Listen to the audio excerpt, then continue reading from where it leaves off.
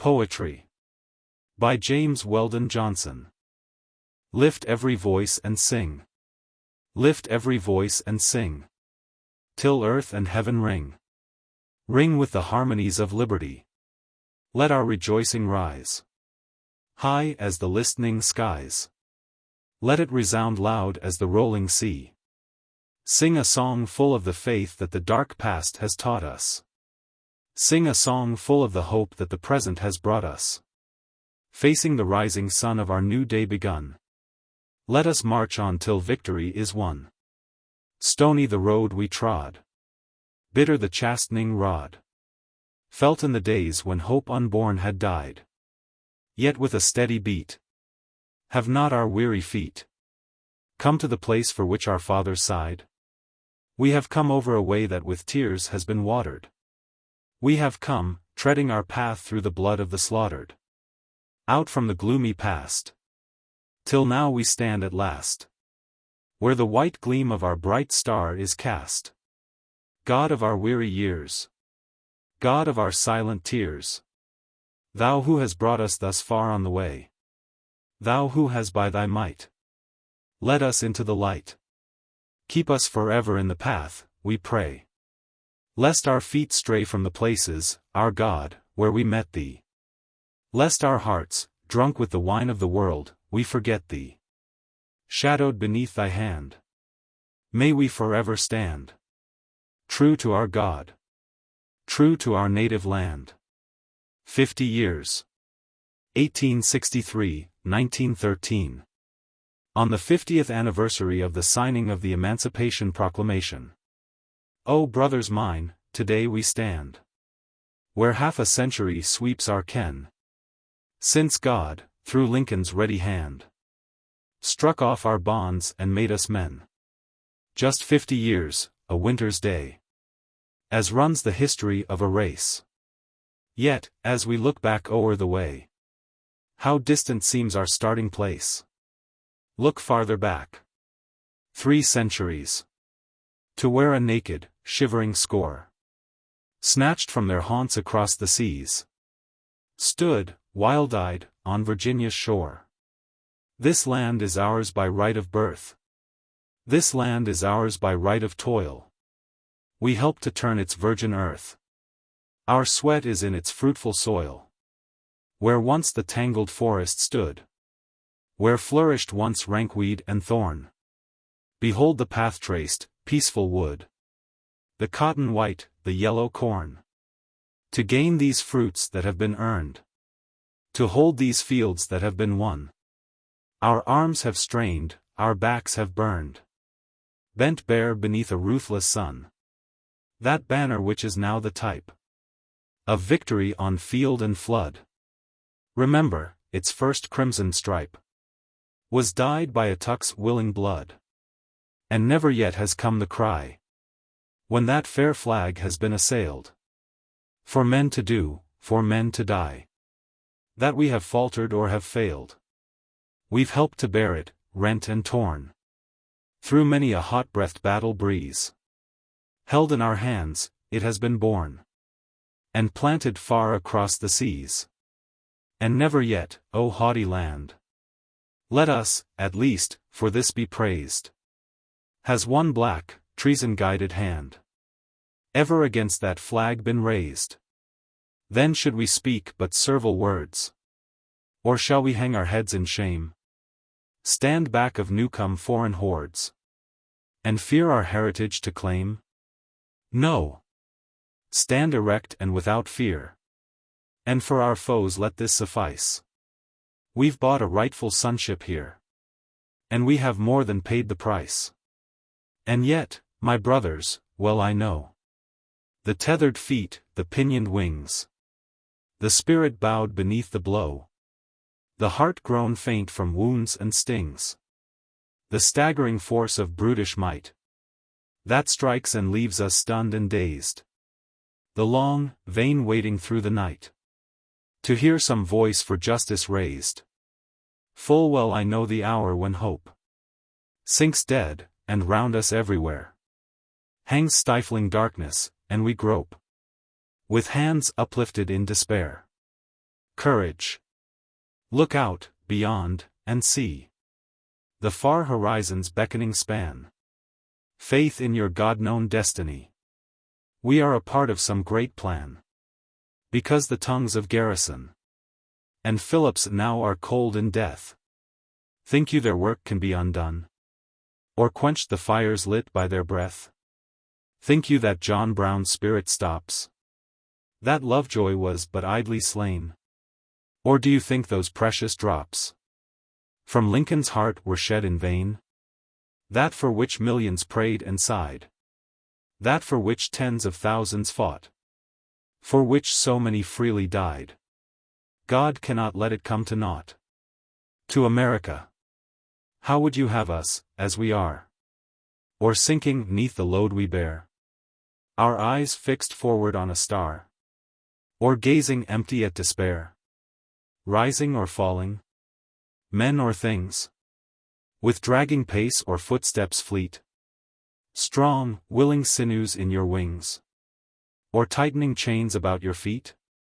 O black and unknown bards! O black and unknown bards of long ago! How came your lips to touch the sacred fire?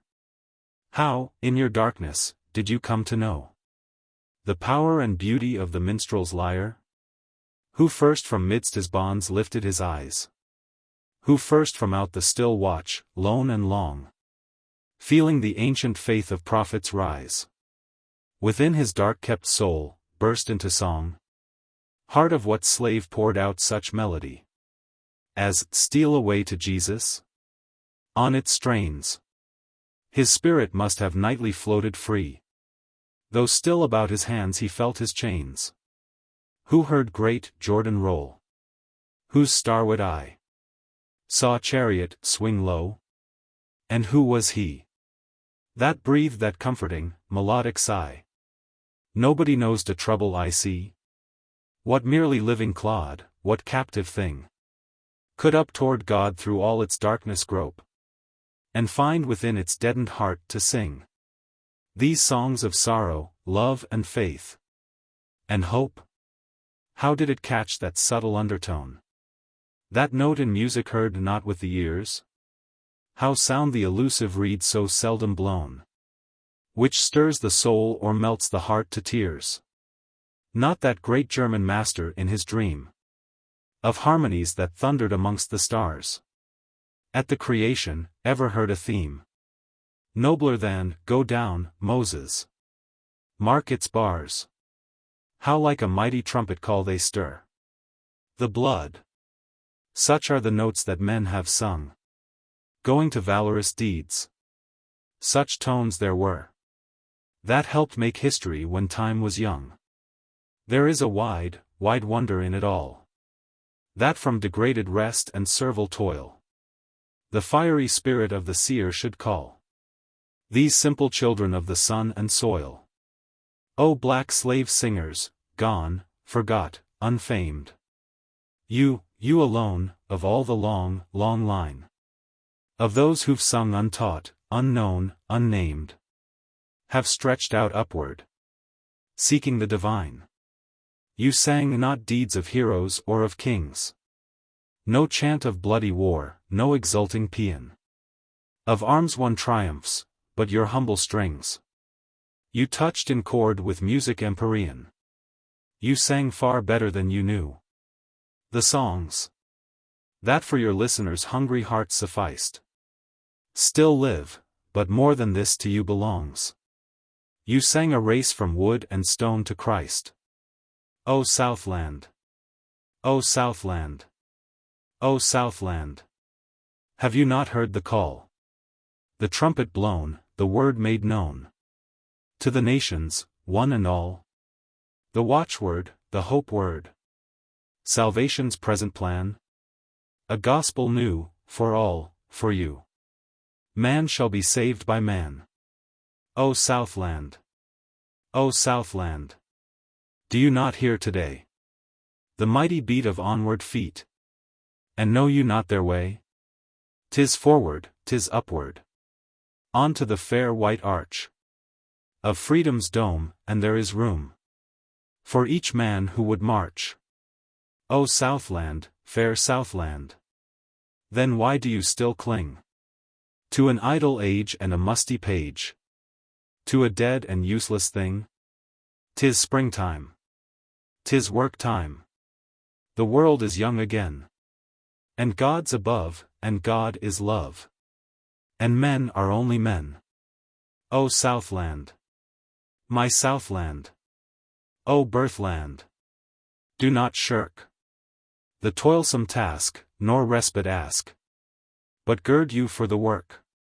Remember, remember, that weakness stalks in pride, that he is strong who helps along the faint one at his side. To Horace Bumstead.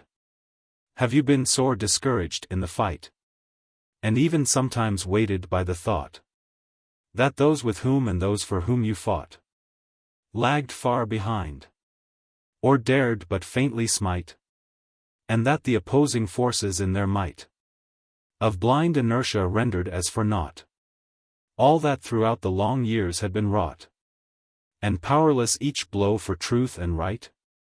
If so, take new and greater courage then, and think no more withouten help you stand. For sure as God on his eternal throne sits, mindful of the sinful deeds of men, the awful sword of justice in his hand, you shall not, no, you shall not, fight alone. The Color Sergeant. On an incident at the Battle of San Juan Hill, under a burning tropic sun, with comrades around him lying, a trooper of the Sable 10th lay wounded, bleeding, dying, first in the charge up the fort-crowned hill, his company's guidon bearing. He had rushed where the leaden hail fell fast, not death nor danger fearing. He fell in the front where the fight grew fierce, still faithful in life's last labor. Black though his skin, yet his heart as true as the steel of his blood-stained saber.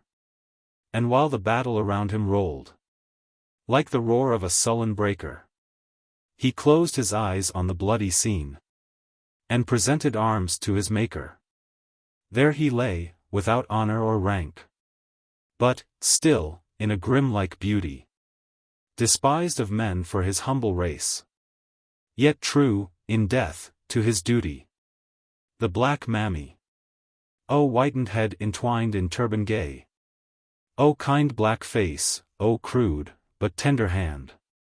O foster mother in whose arms there lay the race whose sons are masters of the land! It was thine arms that sheltered in their fold. It was thine eyes that followed through the length of infant days these sons, in times of old. It was thy breast that nourished them to strength. So often hast thou to thy bosom pressed the golden head, the face and brow of snow. So often has it, 'gainst thy broad, dark breast, lain, set off like a quickened cameo. Thou simple soul, as cuddling down that babe, with thy sweet croon, so plaintive and so wild, came ne'er the thought to thee, swift like a stab, that it some day might crush thine own black child? Father, Father Abraham. On the anniversary of Lincoln's birth. Father, Father Abraham. Today look on us from above. On us, the offspring of thy faith, the children of thy Christ-like love. For that which we have humbly wrought, give us today thy kindly smile. Wherein we've failed or fallen short, bear with us, Father, yet a while. Father, Father Abraham. Today we lift our hearts to thee, filled with the thought of what great price was paid, that we might ransomed be. Today we consecrate ourselves, anew in hand and heart and brain, to send this judgment down the years. The ransom was not paid in vain. Brothers, see, there he stands, not brave, but with an air of sullen stupor. Mark him well. Is he not more like brute than man? Look in his eye. No light is there. None, save the glint that shines In the now glaring, and now shifting orbs of some wild animal caught in the hunter's trap. How came this beast in human shape and form? Speak, man. We call you man because you wear his shape. How are you thus? Are you not from that docile, childlike, tender-hearted race which we have known 3 centuries? Not from that more than faithful race which through 3 wars fed our dear wives and nursed our helpless babes without a single breach of trust? Speak out. I am, and am not. Then who, why are you? I am a thing not new, I am as old as human nature. I am that which lurks, ready to spring whenever a bar is loosed. The ancient trait which fights incessantly against restraint, balks at the upward climb. The weight forever seeking to obey the law of downward pull. And I am more. The bitter fruit am I of planted seed. The resultant, the inevitable end of evil forces and the powers of wrong. Lessons in degradation, taught and learned. The memories of cruel sights and deeds. The pent-up bitterness. The unspent hate. Filtered through 15 generations have sprung up and found in me sporadic life. In me the muttered curse of dying men. On me the stain of conquered women, and consuming me the fearful fires of lust. Lit long ago, by other hands than mine. In me the down-crushed spirit. The hurled-back prayers of wretches now long dead, their dire bequests. In me the echo of the stifled cry of children for their bartered mothers' breasts. I claim no race claims me. I am no more than human dregs, degenerate. The monstrous offspring of the monster, sin. I am, just what I am. The race that fed your wives and nursed your babes would do the same today, but I. Enough, the brute must die. Quick. Chain him to that oak. It will resist the fire much longer than this slender pine. Now bring the fuel. Pile it round him. Wait. Pile not so fast or high, or we shall lose the agony and terror in his face. And now the torch. Good fuel that. The flames already leap head high. Ha! Hear that shriek. And there's another, wilder than the first. Fetch water. Water. Pour a little on the fire, lest it should burn too fast. Hold so. Now let it slowly blaze again. See there. He squirms. He groans. His eyes bulge wildly out, searching around in vain appeal for help. Another shriek, the last. Watch how the flesh grows crisp and hangs till, turned to ash, it sifts down through the coils of chain that hold erect the ghastly frame against the bark-scorched tree. Stop. To each man no more than one man's share. You take that bone, and you this tooth, the chain. Let us divide its links, this skull, of course. In fair division, to the leader comes. And now his fiendish crime has been avenged. Let us back to our wives and children. Say. What did he mean by those last muttered words? Brothers in spirit, brothers indeed are we? Fragment. The hand of fate cannot be stayed. The course of fate cannot be steered by all the gods that man has made, nor all the devils he has feared. Not by the prayers that might be prayed in all the temples he has reared.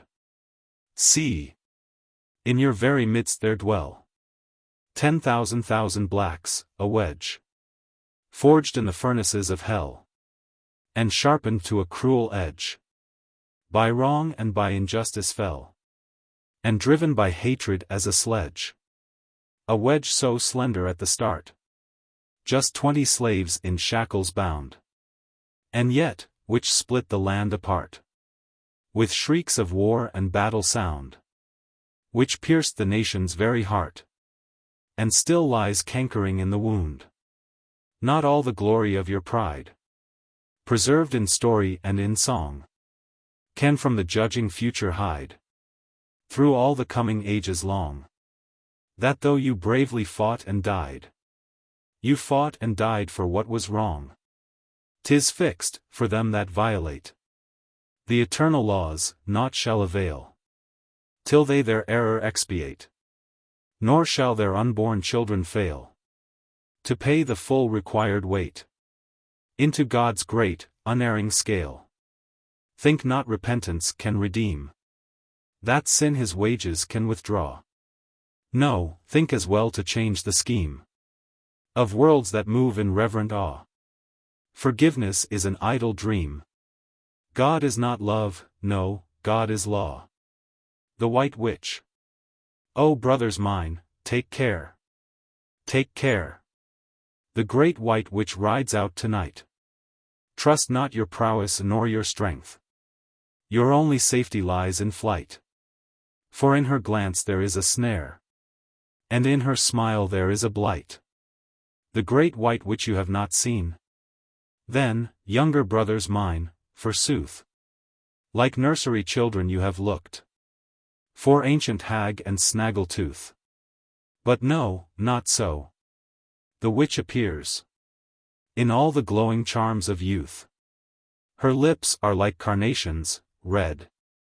Her face like newborn lilies, fair. Her eyes like ocean waters, blue. She moves with subtle grace and air. And all about her head there floats the golden glory of her hair. But though she always thus appears, in form of youth and mood of mirth, unnumbered centuries are hers. The infant planets saw her birth. The child of throbbing life is she, twin sister to the greedy earth.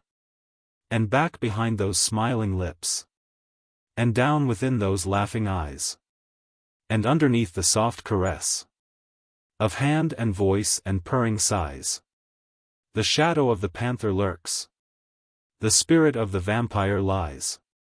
For I have seen the great White Witch, and she has led me to her lair, and I have kissed her red, red lips, and cruel face so white and fair. Around me she has twined her arms, and bound me with her yellow hair. I felt those red lips burn and sear my body like a living coal, obeyed the power of those eyes, as the needle trembles to the pole, and did not care although I felt the strength go ebbing from my soul. Oh! She has seen your strong young limbs, and heard your laughter loud and gay, and in your voices she has caught the echo of a far-off day, when man was closer to the earth, and she has marked you for her prey. She feels the old Antean strength in you, the great dynamic beat of primal passions, and she sees in you the last besieged retreat of love relentless, lusty, fierce. Love pain ecstatic, cruel sweet. Oh, brothers mine, take care. Take care. The great White Witch rides out tonight. Oh, younger brothers mine, beware. Look not upon her beauty bright, for in her glance there is a snare, and in her smile there is a blight. Mother Night. Eternities before the firstborn day, or ere the first sun fledged his wings of flame. Calm night, the everlasting and the same. A brooding mother over chaos lay, and whirling suns shall blaze and then decay, shall run their fiery courses and then claim the haven of the darkness whence they came. Back to nirvanic peace shall grope their way. So when my feeble sun of life burns out, and sounded is the hour for my long sleep, I shall, full weary of the feverish light, welcome the darkness without fear or doubt. And heavy-lidded, I shall softly creep into the quiet bosom of the night. The young warrior.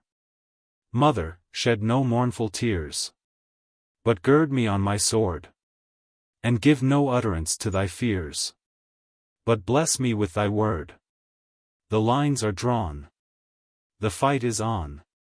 A cause is to be won. Mother, look not so white and wan. Give Godspeed to thy son. Now let thine eyes my way pursue, where'er my footsteps fare. And when they lead beyond thy view, send after me a prayer. But pray not to defend from harm, nor danger to dispel. Pray, rather, that with steadfast arm I fight the battle well. Pray, mother of mine, that I always keep my heart and purpose strong, my sword unsullied and ready to leap, unsheathed against the wrong. The glory of the day was in her face. The glory of the day was in her face. The beauty of the night was in her eyes. And over all her loveliness, the grace of morning blushing in the early skies. And in her voice, the calling of the dove, like music of a sweet, melodious part. And in her smile, the breaking light of love, and all the gentle virtues in her heart.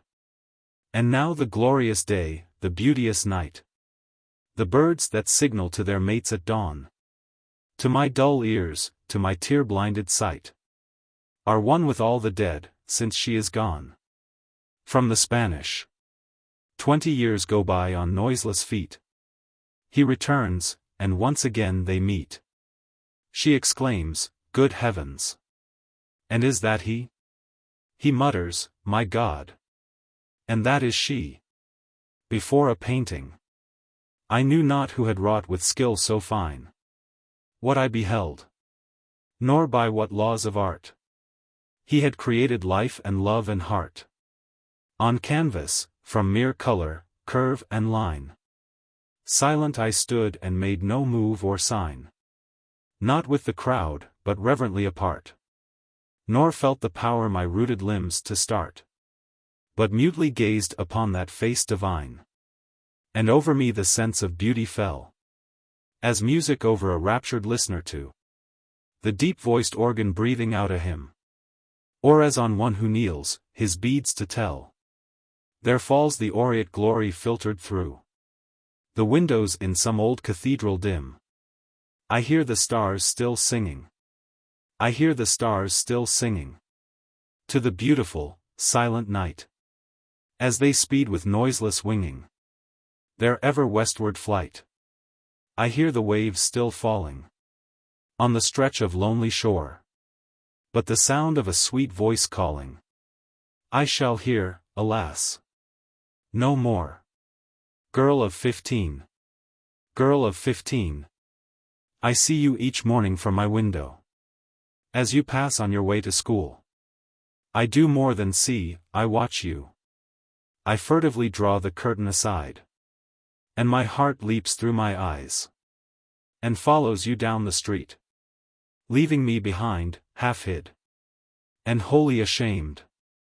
What holds me back? Half hid behind the curtains and wholly ashamed. But my 40 years beyond your 15? Girl of 15, as you pass, there passes, too, a lightning flash of time, in which you lift those 40 summers off my head, and take those 40 winters out of my heart. The suicide. For 50 years. Cruel, insatiable old world, you have punched me over the heart, till you made me cough blood. The few paltry things I gathered, you snatched out of my hands. You have knocked the cup from my thirsty lips. You have laughed at my hunger of body and soul. You look at me now and think, he is still strong. There ought to be 20 more years of good punching there. At the end of that time he will be old and broken, not able to strike back, but cringing and crying for leave to live a little longer. Those 20, pitiful, extra years would please you more than the 50 past. Would they not, old world? Well, I hold them up before your greedy eyes, and snatch them away as I laugh in your face. Ha! Ha! Bang! Down by the Carib Sea. Chapter 1. Sunrise in the Tropics. Soul, soul, mighty lord of the tropic zone. Here I wait with the trembling stars, to see thee once more take thy throne. There the patient palm tree watching waits to say, good morn, to thee. And a throb of expectation pulses through the earth and me. Now, o'er nature falls a hush. Look! The east is all a blush, and a growing crimson crest dims the late stars in the west. Now, a flood of golden light sweeps across the silver night. Swift the pale moon fades away before the light-girt king of day. See! The miracle is done. Once more behold the sun. Chapter 2. Los Cigarillos. This is the land of the dark-eyed gente, of the dolce far niente, where we dream away both the night and day. At night time in sleep our dreams we invoke.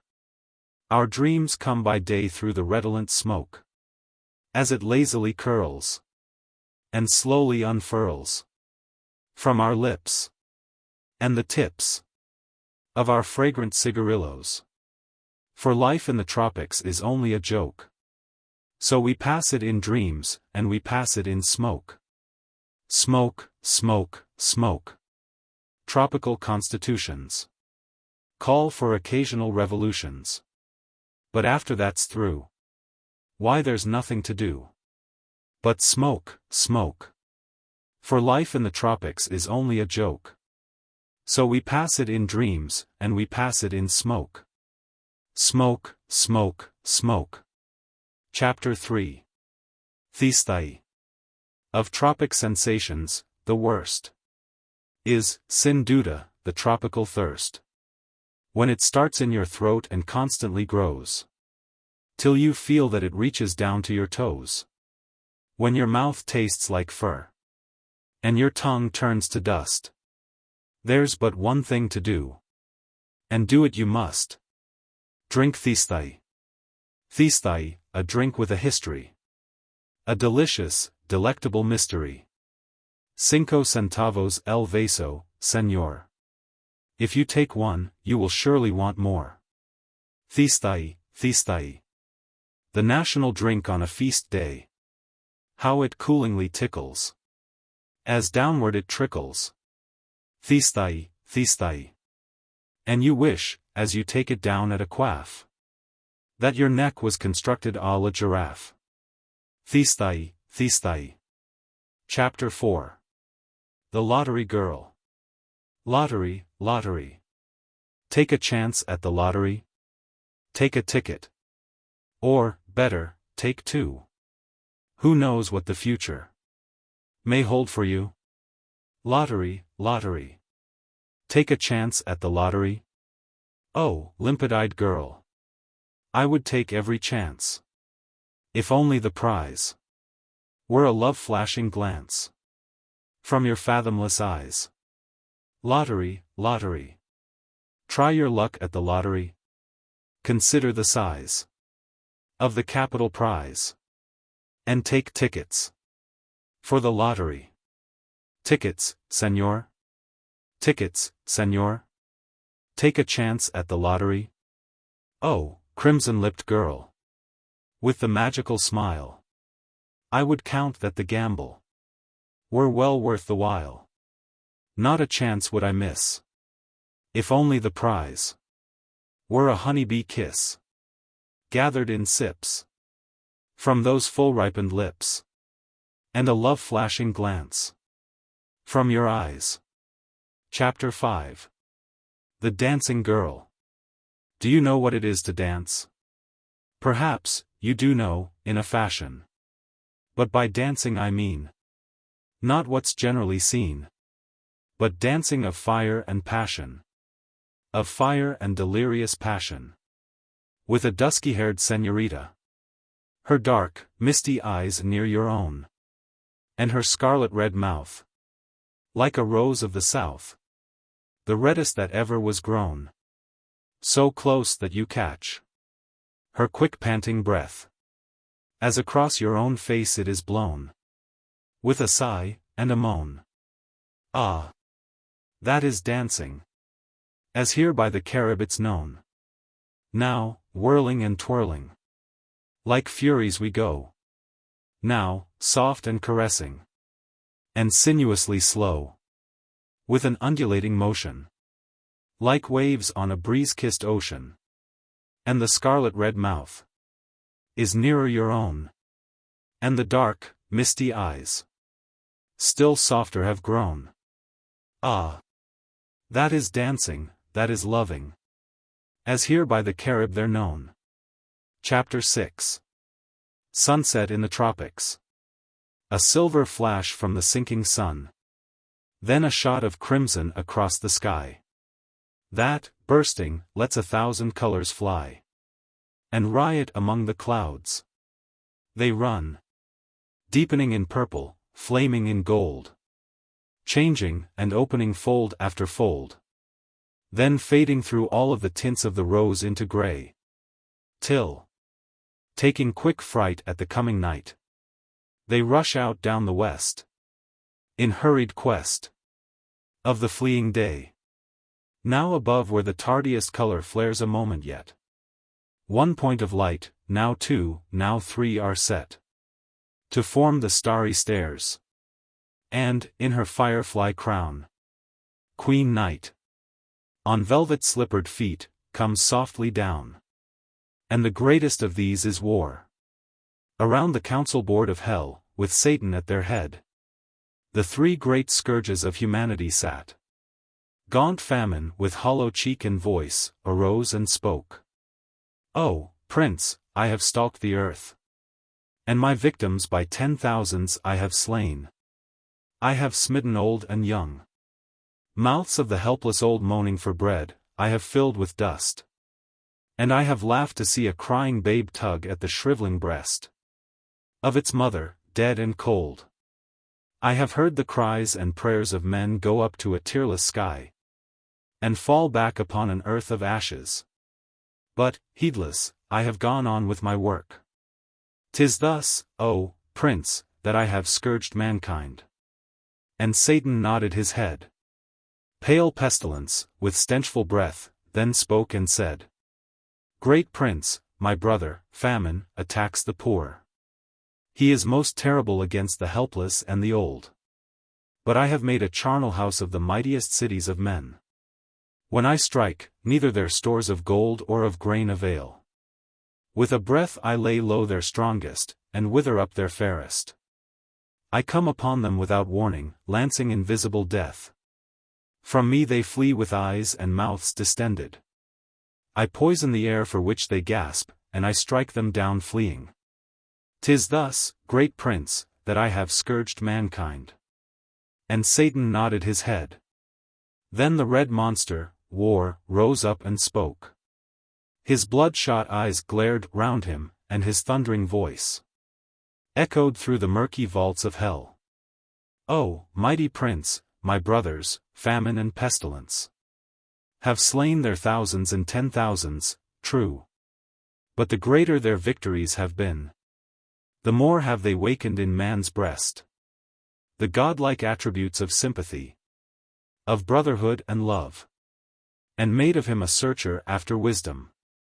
But I arouse in man the demon and the brute.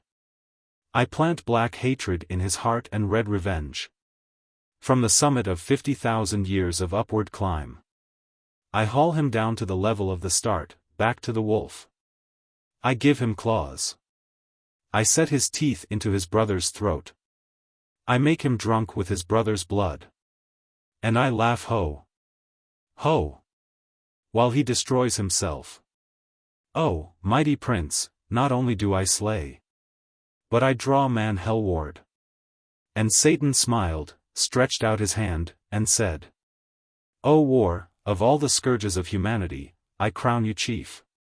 And hell rang with the acclamation of the fiends. A midday dreamer, I love to sit alone, and dream. And dream, and dream. In fancy's boat to softly glide.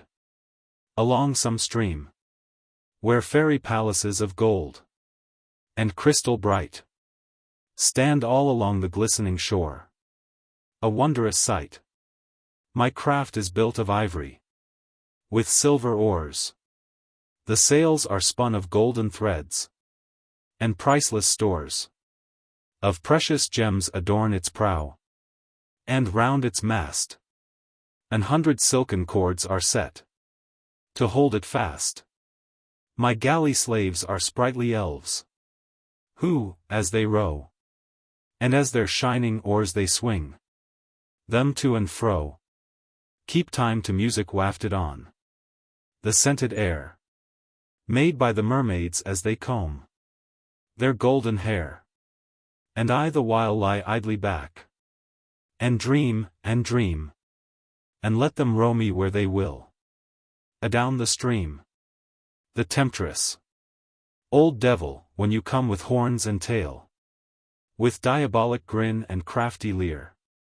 I say, such bogeyman devices wholly fail. To waken in my heart a single fear.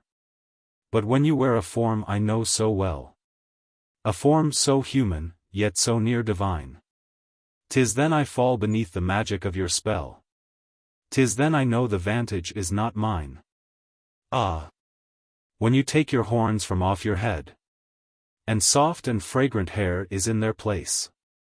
I must admit I fear the tangled path I tread. When that dear head is laid against my face. And at what time you change your baleful eyes. For stars that melt into the gloom of night. All of my courage, my dear fellow, quickly flies. I know my chance is slim to win the fight. And when, instead of charging down to wreck me on a red-hot pitchfork in your hand, you throw a pair of slender arms about my neck, I dare not trust the ground on which I stand. Wiener in place of using patent wile. Or trying to frighten me with horrid grin. You tempt me with 2 crimson lips curved in a smile. Old devil, I must really own, you win. Ghosts of the old year. The snow has ceased its fluttering flight. The wind sunk to a whisper light. An ominous stillness fills the night. A pause, a hush. At last, a sound that breaks the spell. Loud, clanging mouthings of a bell. That through the silence peal and swell. And roll, and rush. What does this brazen tongue declare?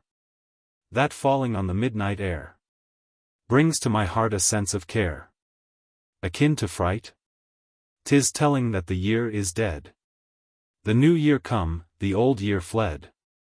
Another leaf before me spread. On which to write. It tells the deeds that were not done. It tells of races never run. Of victories that were not won. Barriers unleaped. It tells of many a squandered day. Of slighted gems and treasured clay. Of precious stores not laid away. Of fields unreaped. And so the years go swiftly by. Each, coming, brings ambitions high. And each, departing, leaves a sigh. Linked to the past. Large resolutions, little deeds. Thus, filled with aims unreached, life speeds. Until the blotted record reads. Failure, at last. The ghost of Deacon Brown. In a backwoods town. Lived Deacon Brown. And he was a miser old. He would trust no bank. So he dug, and sank. In the ground a box of gold. Down deep in the ground a box of gold. He hid his gold. As has been told.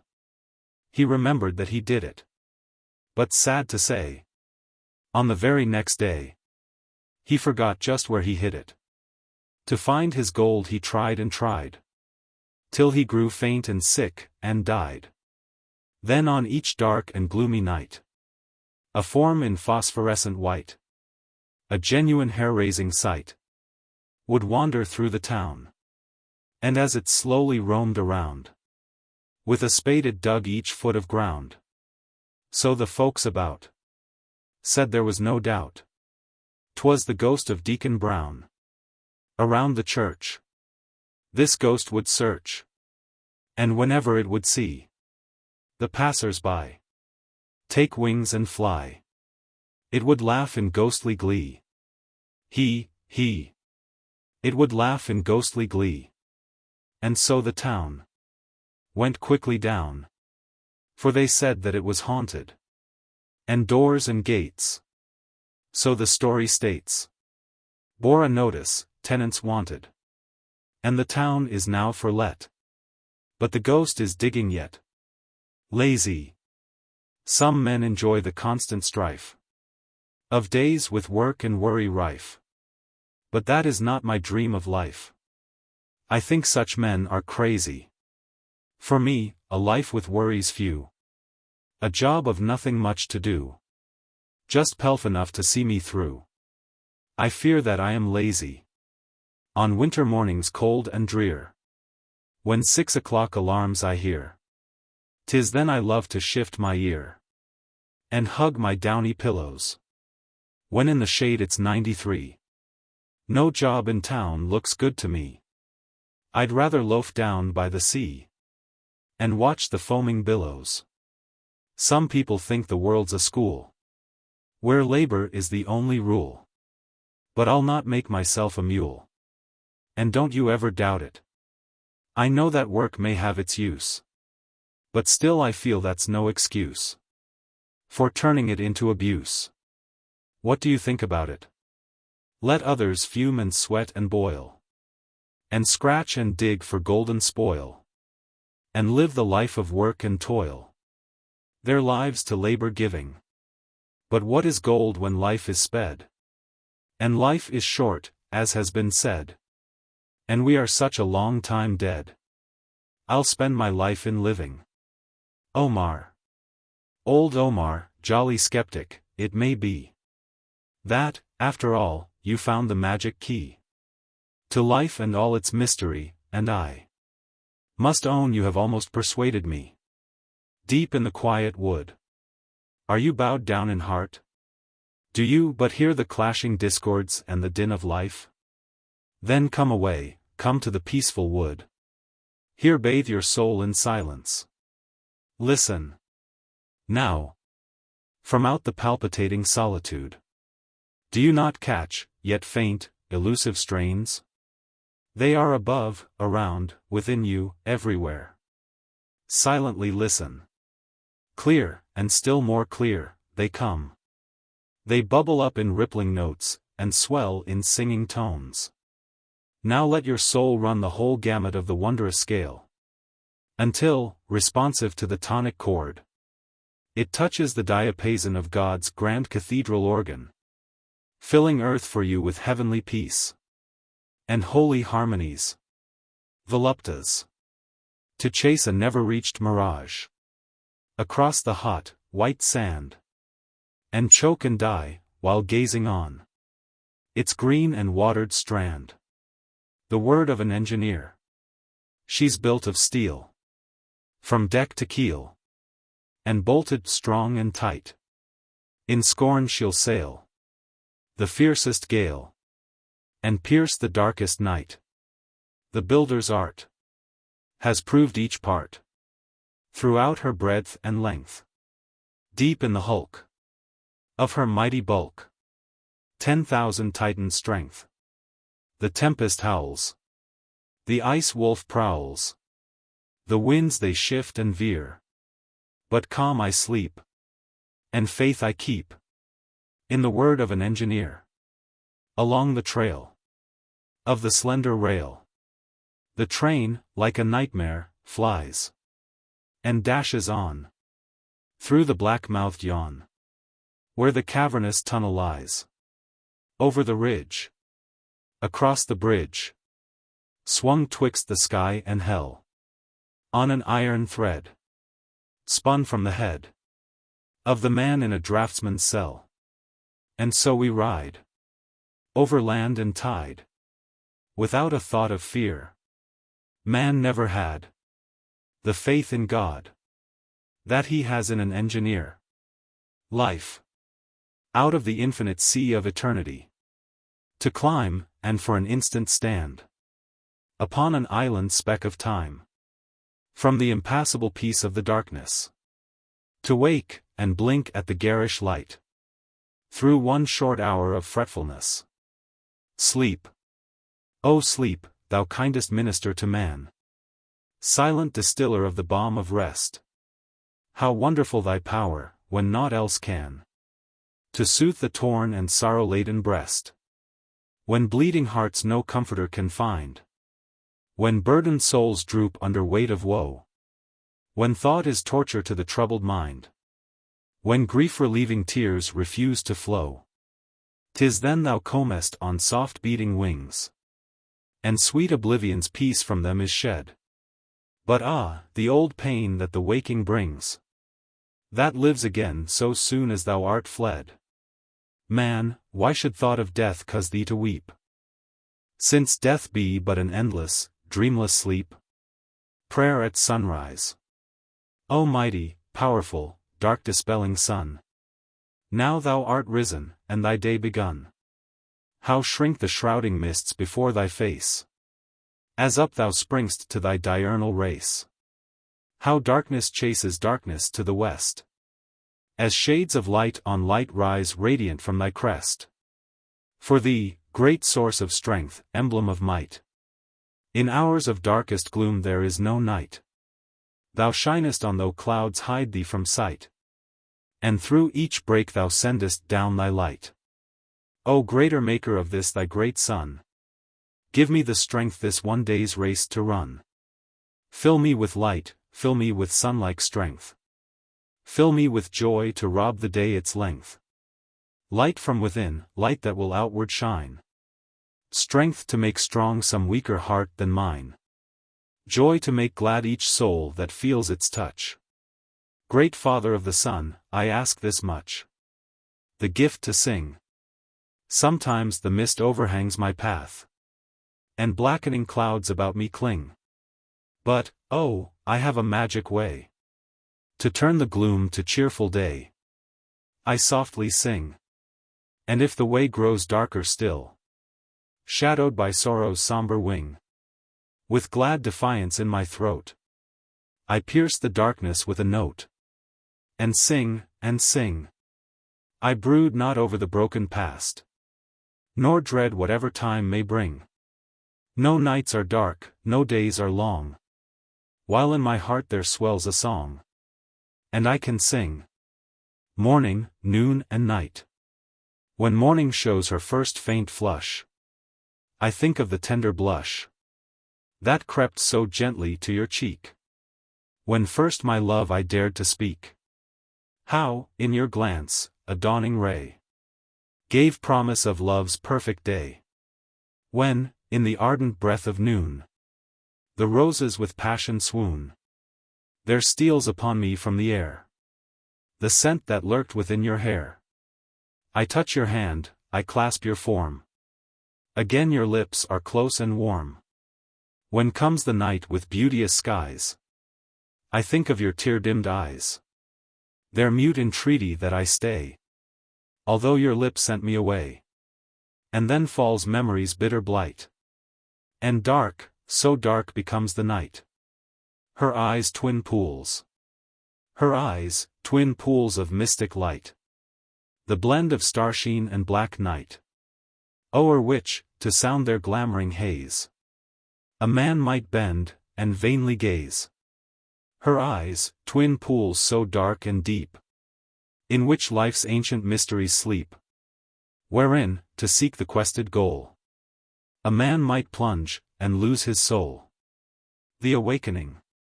I dreamed that I was a rose that grew beside a lonely way, close by a path none ever chose. And there I lingered day by day, beneath the sunshine and the shower. I grew and waited there apart, gathering perfume hour by hour, and storing it within my heart. Yet, never knew just why I waited there and grew. I dreamed that you were a bee that one day gaily flew along. You came across the hedge to me, and sang a soft, love-burdened song.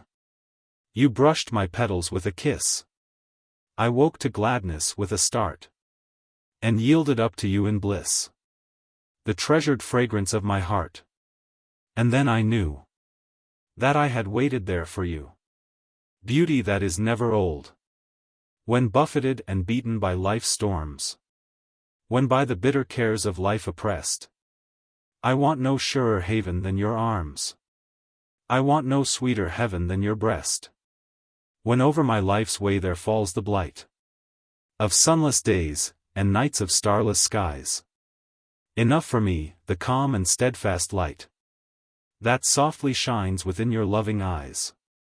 The world, for me, and all the world can hold, is circled by your arms. For me there lies, within the lights and shadows of your eyes, the only beauty that is never old. Venus in a garden. 'Twas at early morning. The dawn was blushing in her purple bed, when in a sweet, embowered garden, she, the fairest of the goddesses, the lovely Venus, roamed amongst the roses white and red. She sought for flowers to make a garland for her golden head. Snow-white roses, blood-red roses, in that sweet garden close, offered incense to the goddess, both the white and the crimson rose. White roses, red roses, blossoming. But the fair Venus knew the crimson roses had gained their hue from the hearts that for love had bled, and the goddess made a garland gathered from the roses red. Vashti, I sometimes take you in my dreams to a far-off land I used to know, back in the ages long ago. A land of palms and languid streams. A land, by night, of jeweled skies, by day, of shores that glistened bright. Within whose arms, outstretched and white, a sapphire sea lay crescent-wise. Where twilight fell like silver floss, where rose the golden moon half-hid behind a shadowy pyramid, a land beneath the southern cross. And there the days dreamed in their flight, each one a poem chanted through, which at its close was merged into the muted music of the night. And you were a princess in those days. And I was your serving lad. But who ever served with heart so glad, or lived so for a word of praise? And if that word you chanced to speak, how all my senses swayed and reeled, till low beside your feet I kneeled, with happiness o'erwrought and weak. If, when your golden cup I bore, you deigned to lower your eyes to mine, eyes cold, yet fervid, like the wine, I knew not how to wish for more. I trembled at the thought to dare to gaze upon, to scrutinize the deep-sea mystery of your eyes, the sunlit splendor of your hair. To let my timid glances rest upon you long enough to note how fair and slender was your throat, how white the promise of your breast. But though I did not dare to chance a lingering look, an open gaze upon your beauty's blinding rays, I ventured many a stolen glance. I fancy, too, but could not state what trick of mind the fancy caused. At times your eyes upon me paused, and marked my figure lithe and straight. Once when my eyes met yours it seemed that in your cheek, despite your pride, a flush arose and swiftly died, or was it something that I dreamed? Within your radiance like the star of morning, there I stood and served. Close by, unheeded, unobserved. You were so near, and, yet, so far. Ah! Just to stretch my hand and touch the musky sandals on your feet. My breaking heart, of rapture sweet it never could have held so much. Oh, beauty-haunted memory! Your face so proud, your eyes so calm. Your body like a slim young palm, and sinuous as a willow tree. Caught up beneath your slender arms, and girdled round your supple waist. A robe of curious silk that graced, but only scarce concealed your charms. A golden band about your head, a crimson jewel at your throat, which, when the sunlight on it smote, turned to a living heart and bled. But, oh, that mystic bleeding stone, that work of nature's magic art, which mimicked so a wounded heart, could never bleed as did my own. Now after ages long and sad, in this stern land we meet anew. No more a princess proud are you, and I am no serving lad. And yet, dividing us, I meet a wider gulf than that which stood between a princess of the blood and him who served low at her feet. The reward. No greater earthly boon than this I crave, that those who some day gather round my grave, in place of tears, may whisper of me then, he sang a song that reached the hearts of men. Since you went away, seems like to me the stars don't shine so bright. Seems like to me the sun done lost his light. Seems like to me there's nothin' goin' right, since you went away. Seems like to me the sky ain't half so blue. Seems like to me dat everything wants you. Seems like to me I don't know what to do, since you went away. Seems like to me dat everything is wrong. Seems like to me the days just twice as long. Seems like to me the birds forgot his song, since you went away. Seems like to me I just can't heap but sigh. Seems like to me my throat keeps gettin' dry. Seems like to me a tear stays in my eye, since you went away. My lady's lips am like the honey. Negro love song. Breeze a sighin' and a blowin'. Southern summer night. Stars a gleamin' and a glowin'. Moon just shining right. Strollin', like all lovers do, down the lane with Lindy Lou. Honey on her lips to waste. Speck I'm gwine to steal a taste. Oh, my lady's lips am like the honey. My lady's lips am like the rose. And I'm just like the little bee a buzzin'. Round the flower wa the nectar grows. My lady's lips they smiles so temptin'. My lady's teeth so white they shine. Oh, my lady's lips so tantalizin'. My lady's lips so close to mine. Bird a whistlin' and a swayin'. In the live oak tree. Seems to me he keeps a sayin'. Kiss dat gal fo me. Look here, Mr. Mockin' Bird. Gwine to take you at yo word. If I meets ma Waterloo, gwine to blame it all on you.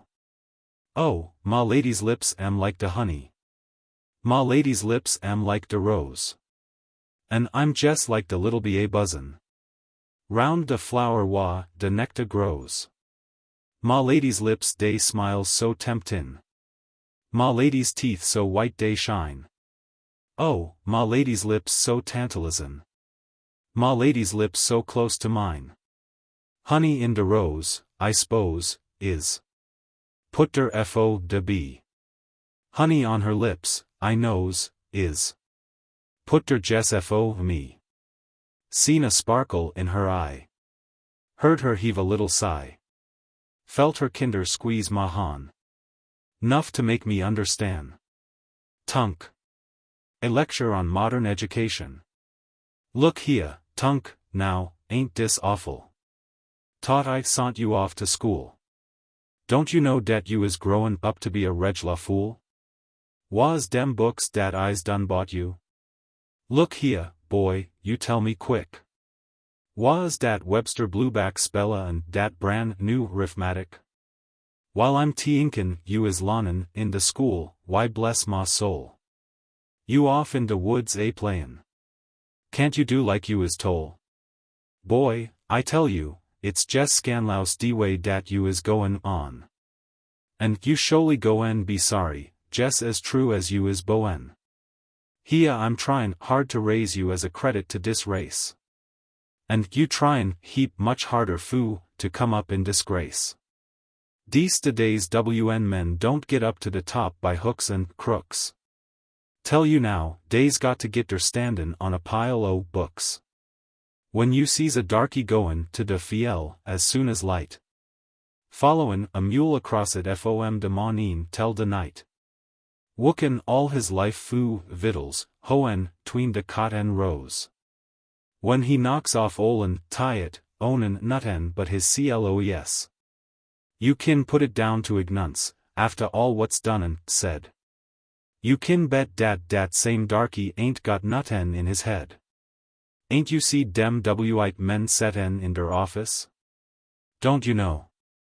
Dey goes der, 'bout 9 each morning. Bless yo, soul, dey's out by fo. Dey jest does a little writin'. Does dat by some easy means. Gals jest set'n, play piano on dem printin', press muchiness. Chilly, dem men knows how to figure, how to use dat little pen. And dey knows dat blueback spella fom beginning to de n. Dat's de effect of education. Dat's de TNG what's gwine to rule. Get dem books, you lazy rascal. Get back to yo place in school. Nobody's lookin' but de owl and de moon. A Negro serenade. De river is a glistenin' in de moonlight. De owl is set'n high up in de tree. De little stars am twinklin' wid a soft light. De night seems only jes' fu you and me.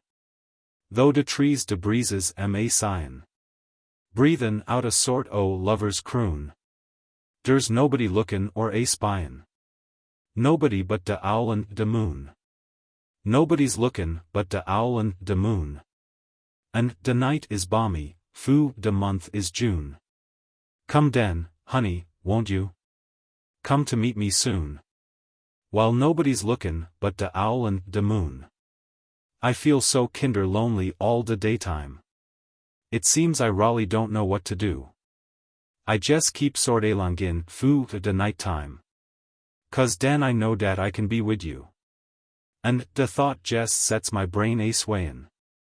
And my heart a beatin' to a tune. Come, de owl won't tell w at we sayin'. And 'cause you know we kin trust de moon. You's sweet to yo mammy jes de same. Lullaby. Shet yo eyes, ma little pickaninny, go to sleep. Mammy's watchin' by you all de while. Daddy is a wookin' down in de cot en fiel. Wookin' fu his little honey child. And yo mammy's heart is jes a brimmin' full o' lube. Fu, ufom yo head down to yo feet. Oh, no matter w at some other folks may tink o you.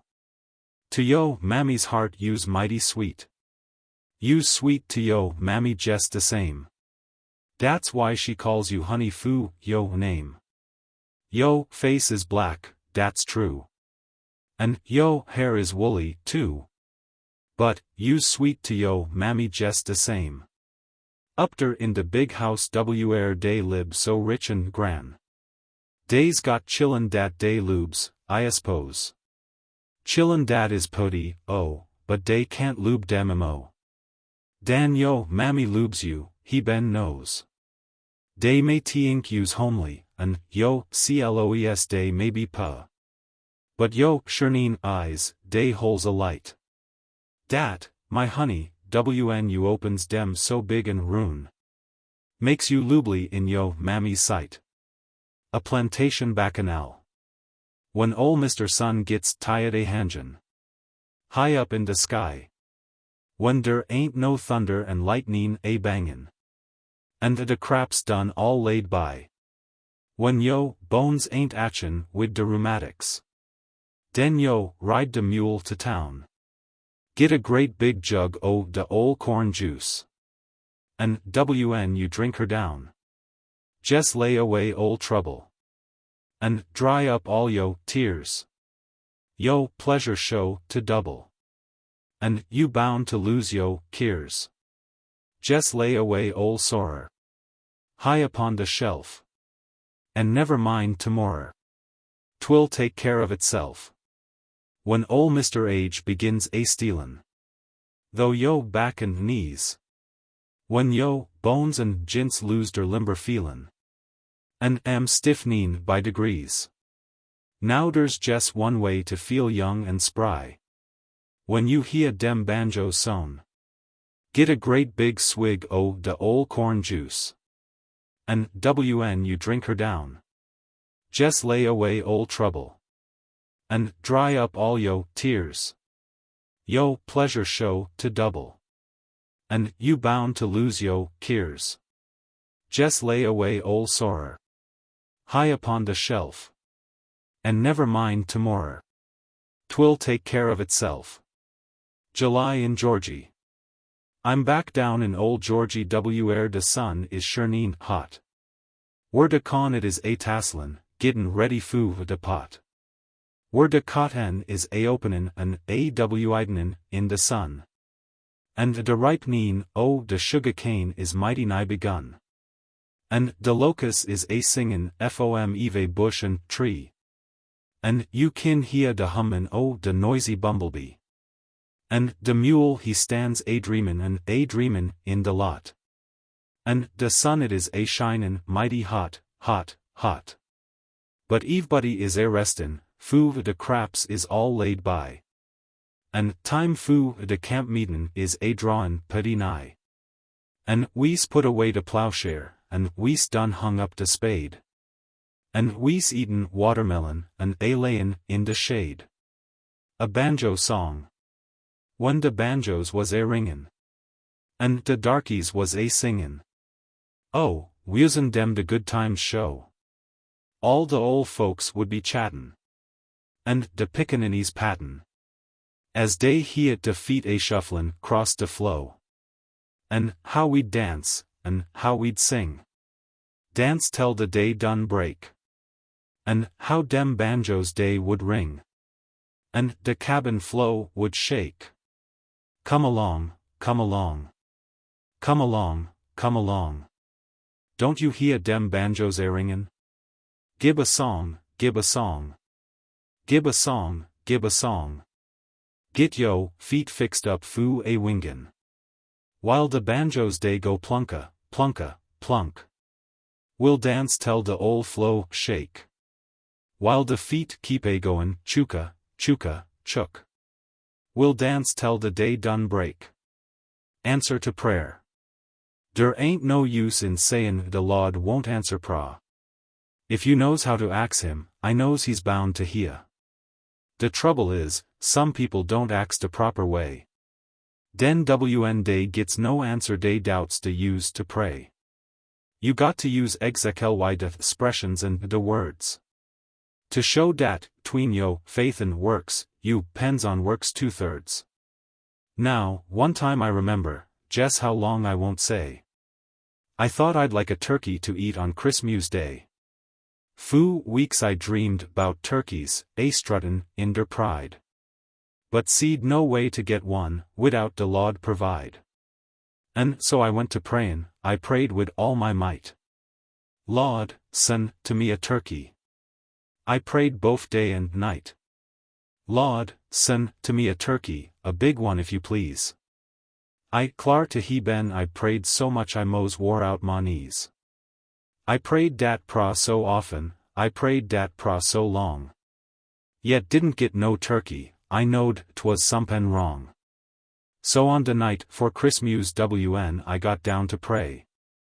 Lord, send me to a turkey, I had the sense to say.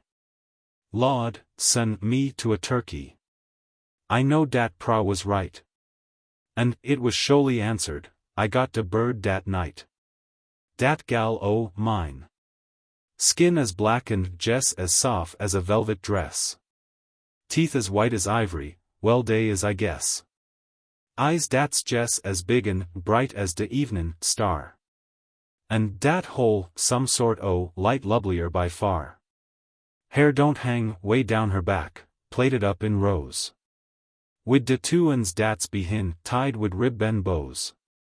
Hans dat Raleigh was en made fu hard work, I'm sho. Got a little bit o' foot, we as a number fo. You jes oughta see dat gal Sundays when she goes to de Baptist meetin' house, dressed in her best clothes. When she puts her white dress on an oath a thing's so fine. Now, Sue, don't you know I'm proud o' dat gal o' mine. The seasons. When de leaves begin to fall. And de frost is on de ground. And de simmons is a ripenin' on de tree. When I hear de dinner call, and de chillin' gaddy around, 'tis den de possum is de meat foo me. When de wintertime am pa, and de spring is come at loss. When de good ol' summer sun begins to shine. Oh, my thoughts den take a turn, and my heart begins to yearn. Fo, dat watermelon growin' on de vine. Now, de year will surely bring round a season foo us all. Every one kin pick his season fom de res. But de melon in de spring, and de possum in de fall, mek it hard to tell which time o' year am best. Possum song. A warning. Simmons ripening in de fall. You better run, brudder possum, run. Mockin' bird commenced to call. You better run, brudder possum, get out de way. You better run, brudder possum, get out de way. Run somewhere and hide. Ol' moon am sinkin' down behind de tree. Ol' am thinkin' and chucklin' wid glee. Ol' tige am blinkin' and frisky as kin be. Yo, chances, brudder possum, look mighty slim to me. Run, run, run, I tell you. Run, brudder possum, run. Run, run, run, I tell you. Ol' F's got a gun. Pickaninny's grinnin', waitin' foo to see de fun. You better run, brudder possum, get out de way.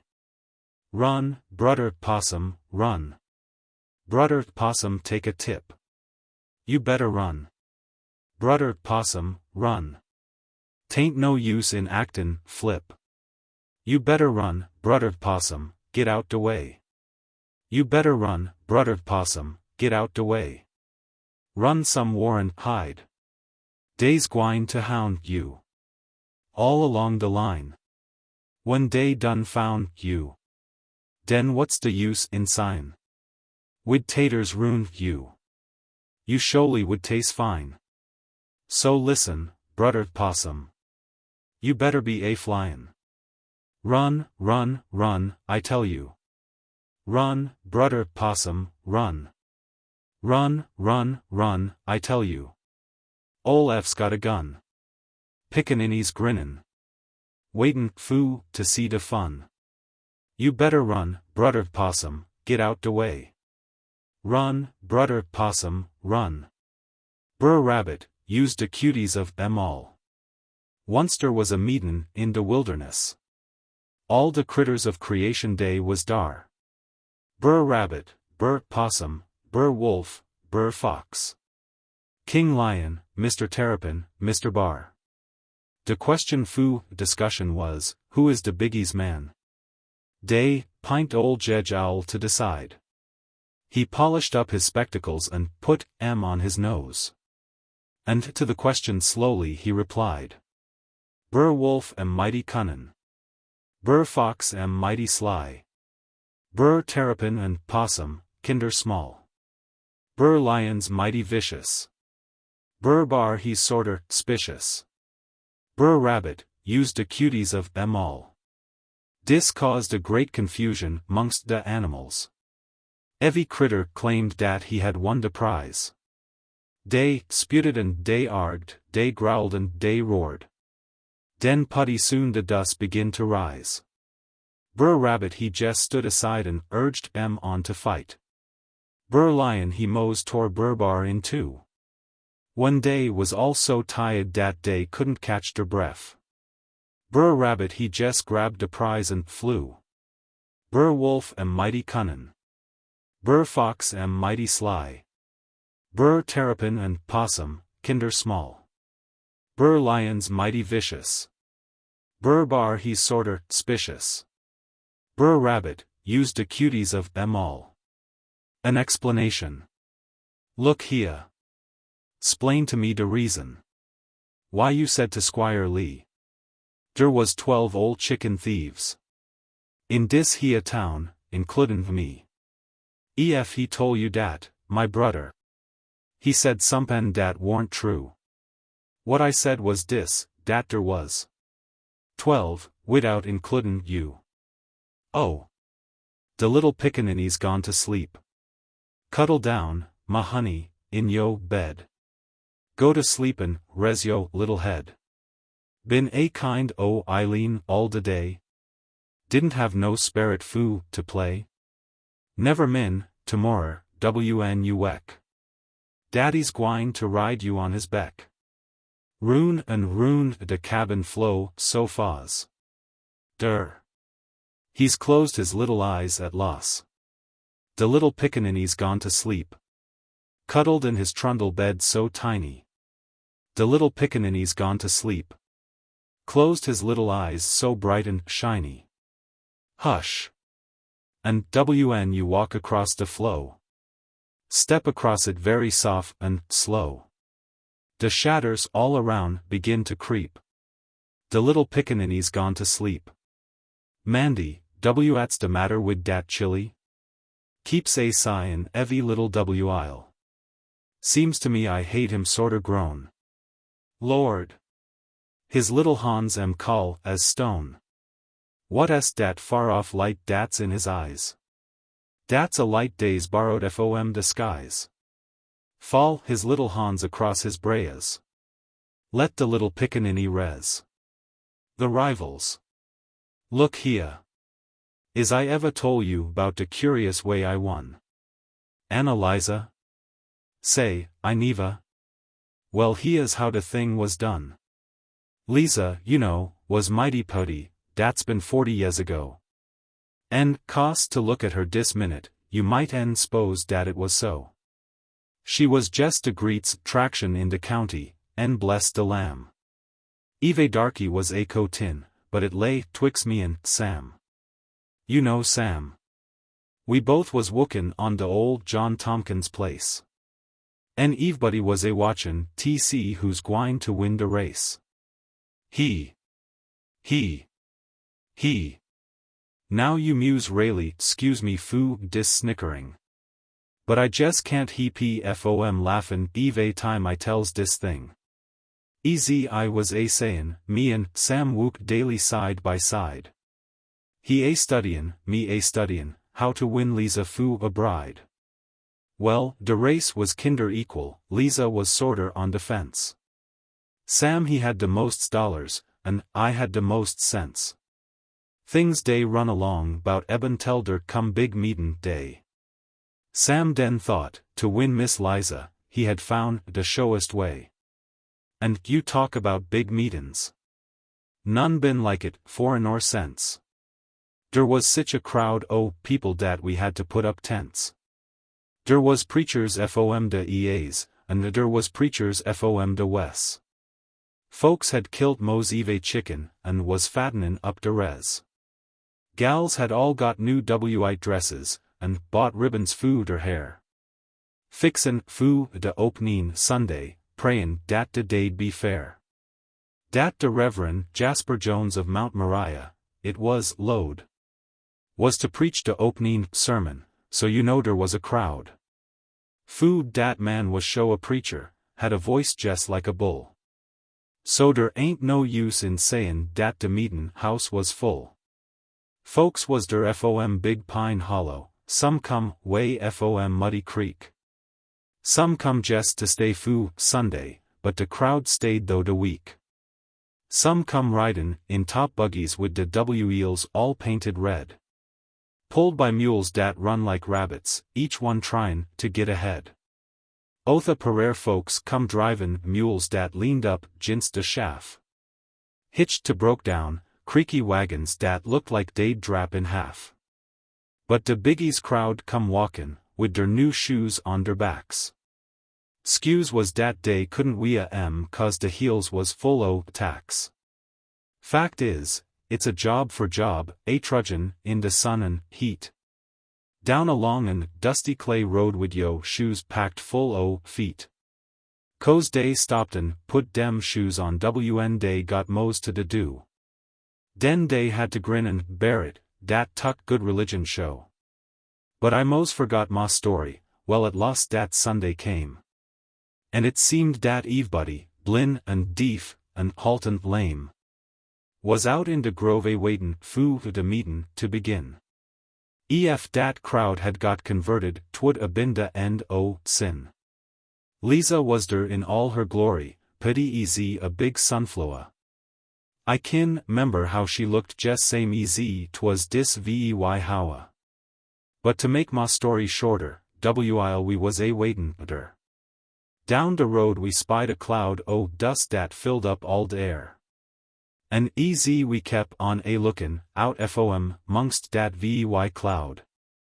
Sam, on Moss John's big mule, Caesar, rode right slam up in de crowd. You jes oughta seed dat darky, clar I like ta loss ma breath. Fu, to use a common 'spression, he was 'bout nigh dressed to death. He had slipped to town dat Saturday, didn't let nobody know. And had carwid all his cash and left it in de dry goods sto. He had on a brand new suit o sto bought cloes, a high plug hat. He looked zactly like a gentleman, tain't no use denyin' dat. When he got down off dat mule and bowed to Liza I could see how she looked at him so admirin', and jes kinder glanced at me. Den I know to win dat gal, I sho would need some other means. Sides a hanjin' round big meetin' in a suit o' homespun jeans. One day blowed de hoen fu preachin', and de crowd all went inside. I jes felt easy dough I'd like ta go off in de woods and hide. So I stayed outside de meetin', settin' underneath de trees. Seemed to me I sought der ages, wid ma elbows on ma knees. When day sung dat hymn, nobody knows de trouble dat I see. Seemed to me dat day was singin' eve word o' it fu me. Jes how long I might ha sought der, actin' like a cussed fool. I don't know, but it jes happened dat I looked and saw Sam's mule. And de thought come slowly tricklin', though ma brain right der and den. Dat, perhaps, wid some persuasion, I could make dat mule ma friend. And I jes kep on a thinkin', and I kep a lookin' roon. Till I spied two great big sand spurs right close by me on de ground. Well, I took dem spurs and put 'em underneath o' Caesar's saddle. So dey'd press down in his backbone soon easy Sam had got a straddle. 'Twas a pretty ticklish job, and jes easy soon easy it was done.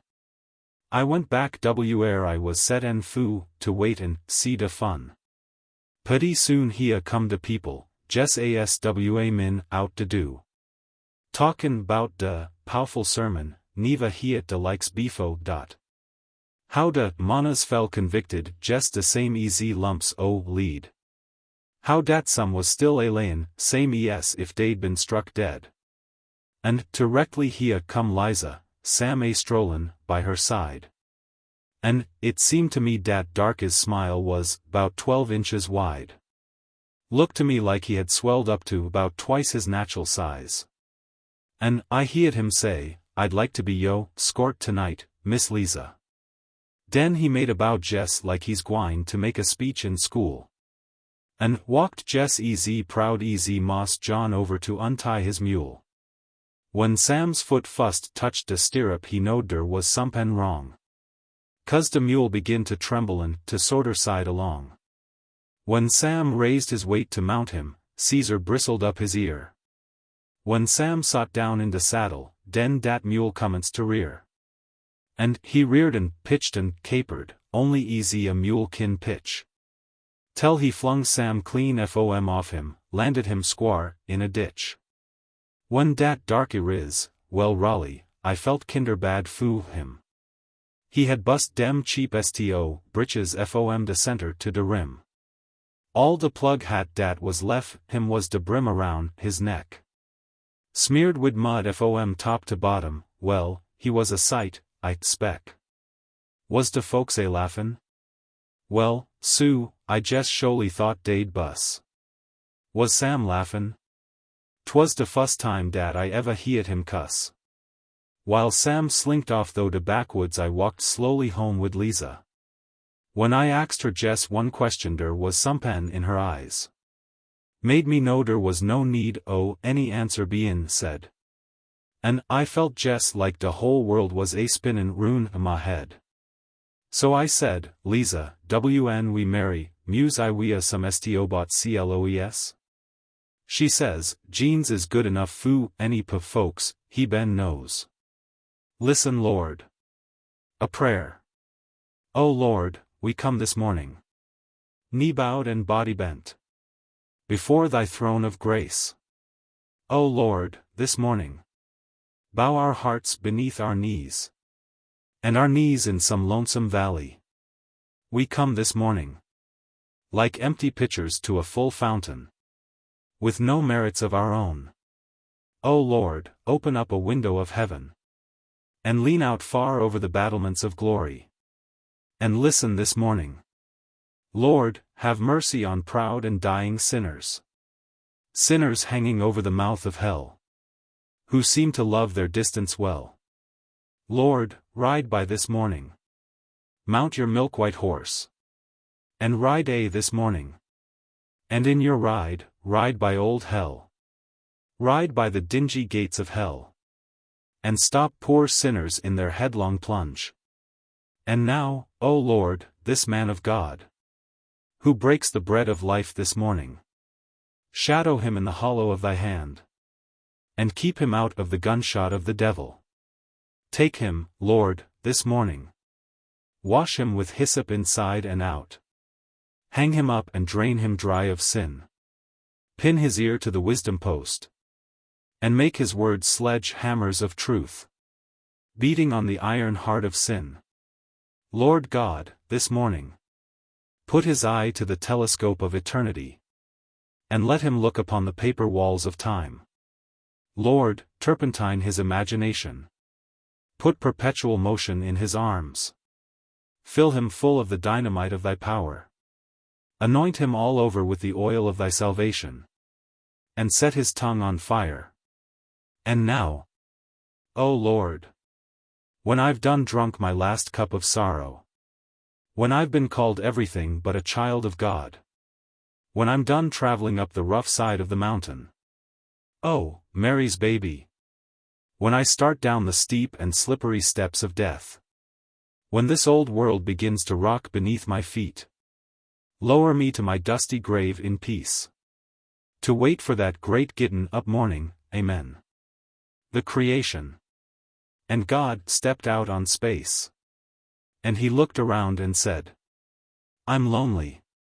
I'll make me a world. And far as the eye of God could see, darkness covered everything, blacker than 100 midnights, down in a cypress swamp. Then God smiled, and the light broke, and the darkness rolled up on one side, and the light stood shining on the other. And God said, that's good. Then God reached out and took the light in his hands, and God rolled the light around in his hands, until he made the sun. And he set that sun ablazing in the heavens. And the light that was left from making the sun, God gathered it up in a shining ball, and flung it against the darkness, spangling the night with the moon and stars. Then down between the darkness and the light, he hurled the world. And God said, that's good. Then God himself stepped down, and the sun was on his right hand, and the moon was on his left. The stars were clustered about his head, and the earth was under his feet. And God walked, and where he trod, his footsteps hollowed the valleys out, and bulged the mountains up. Then he stopped and looked and saw that the earth was hot and barren. So God stepped over to the edge of the world, and he spat out the 7 seas.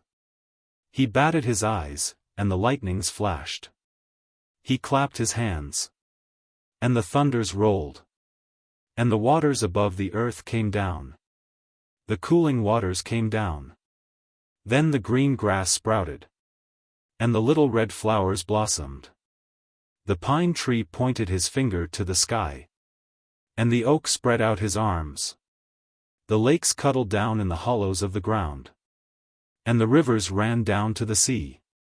And God smiled again. And the rainbow appeared. And curled itself around his shoulder. Then God raised his arm and he waved his hand. Over the sea and over the land. And he said, "Bring forth. Bring forth." And quicker than God could drop his hand. Fishes and fowls. And beasts and birds. Swam the rivers and the seas. Roamed the forests and the woods. And split the air with their wings. And God said, "That's good." Then God walked around. And God looked around.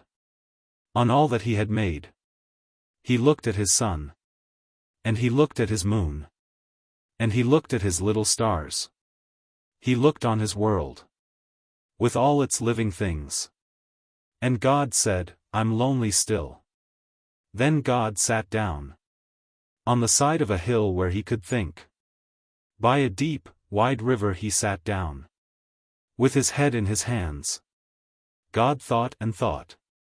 Till he thought, "I'll make me a man." Up from the bed of the river. God scooped the clay. And by the bank of the river. He kneeled him down. And there the great God Almighty. Who lit the sun and fixed it in the sky. Who flung the stars to the most far corner of the night. Who rounded the earth in the middle of his hand. This great God. Like a mammy bending over her baby. Kneeled down in the dust. Toiling over a lump of clay. Till he shaped it in his own image. Then into it he blew the breath of life. And man became a living soul. Amen. Amen. The prodigal son. Young man. Young man. Your arm's too short to box with God. But Jesus spake in a parable, and he said. A certain man had 2 sons. Jesus didn't give this man a name. But his name is God Almighty. And Jesus didn't call these sons by name. But every young man. Everywhere. Is one of these 2 sons. And the younger son said to his father. He said, "Father, divide up the property. And give me my portion now." And the father with tears in his eyes said, "Son. Don't leave your father's house." But the boy was stubborn in his head. And haughty in his heart. And he took his share of his father's goods. And went into a far-off country. There comes a time. There comes a time. When every young man looks out from his father's house. Longing for that far-off country. And the young man journeyed on his way. And he said to himself as he traveled along. This sure is an easy road. Nothing like the rough furrows behind my father's plow. Young man. Young man.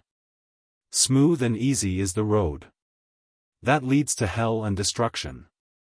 Downgrade all the way. The further you travel, the faster you go. No need to trudge and sweat and toil. Just slip and slide and slip and slide. Till you bang up against hell's iron gate. And the younger son kept traveling along. Till at nighttime he came to a city. And the city was bright in the nighttime like day. The streets all crowded with people. Brass bands and string bands playing. And everywhere the young man turned.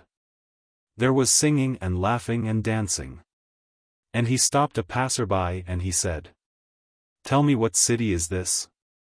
And the passerby laughed and said, "Don't you know? This is Babylon, Babylon.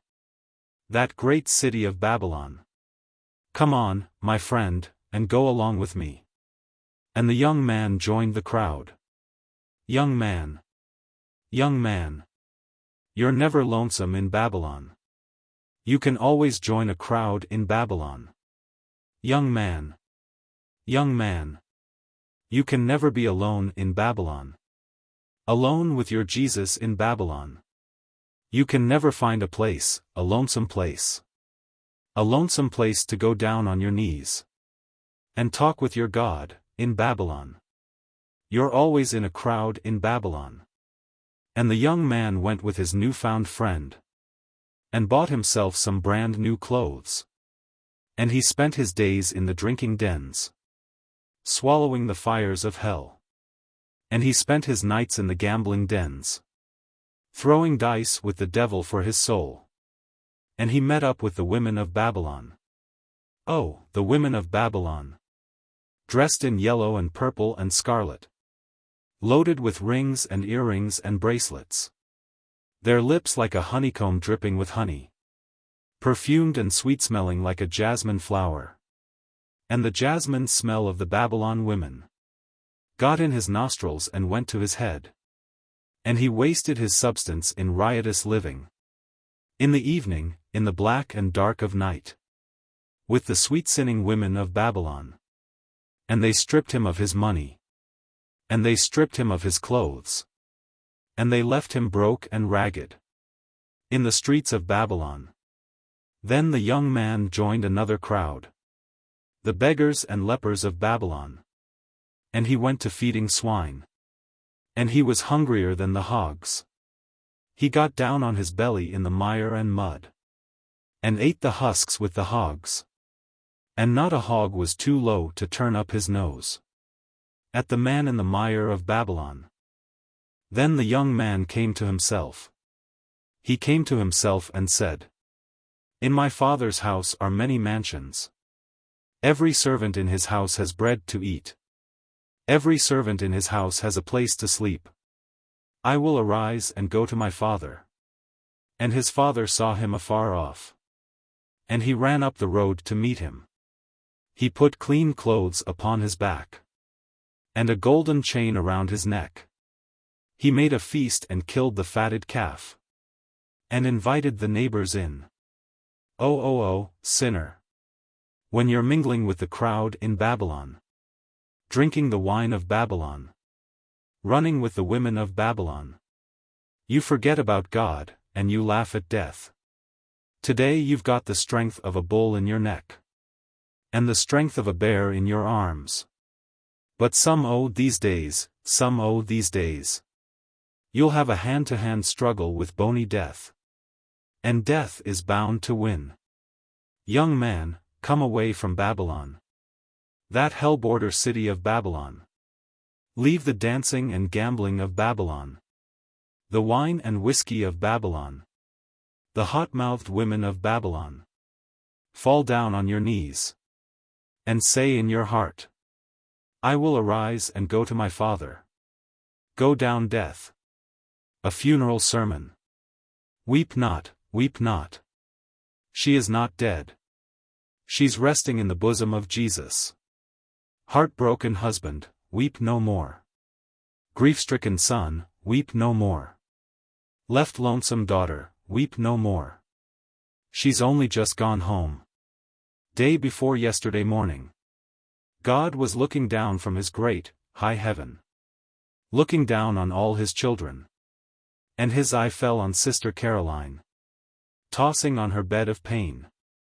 And God's big heart was touched with pity, with the everlasting pity.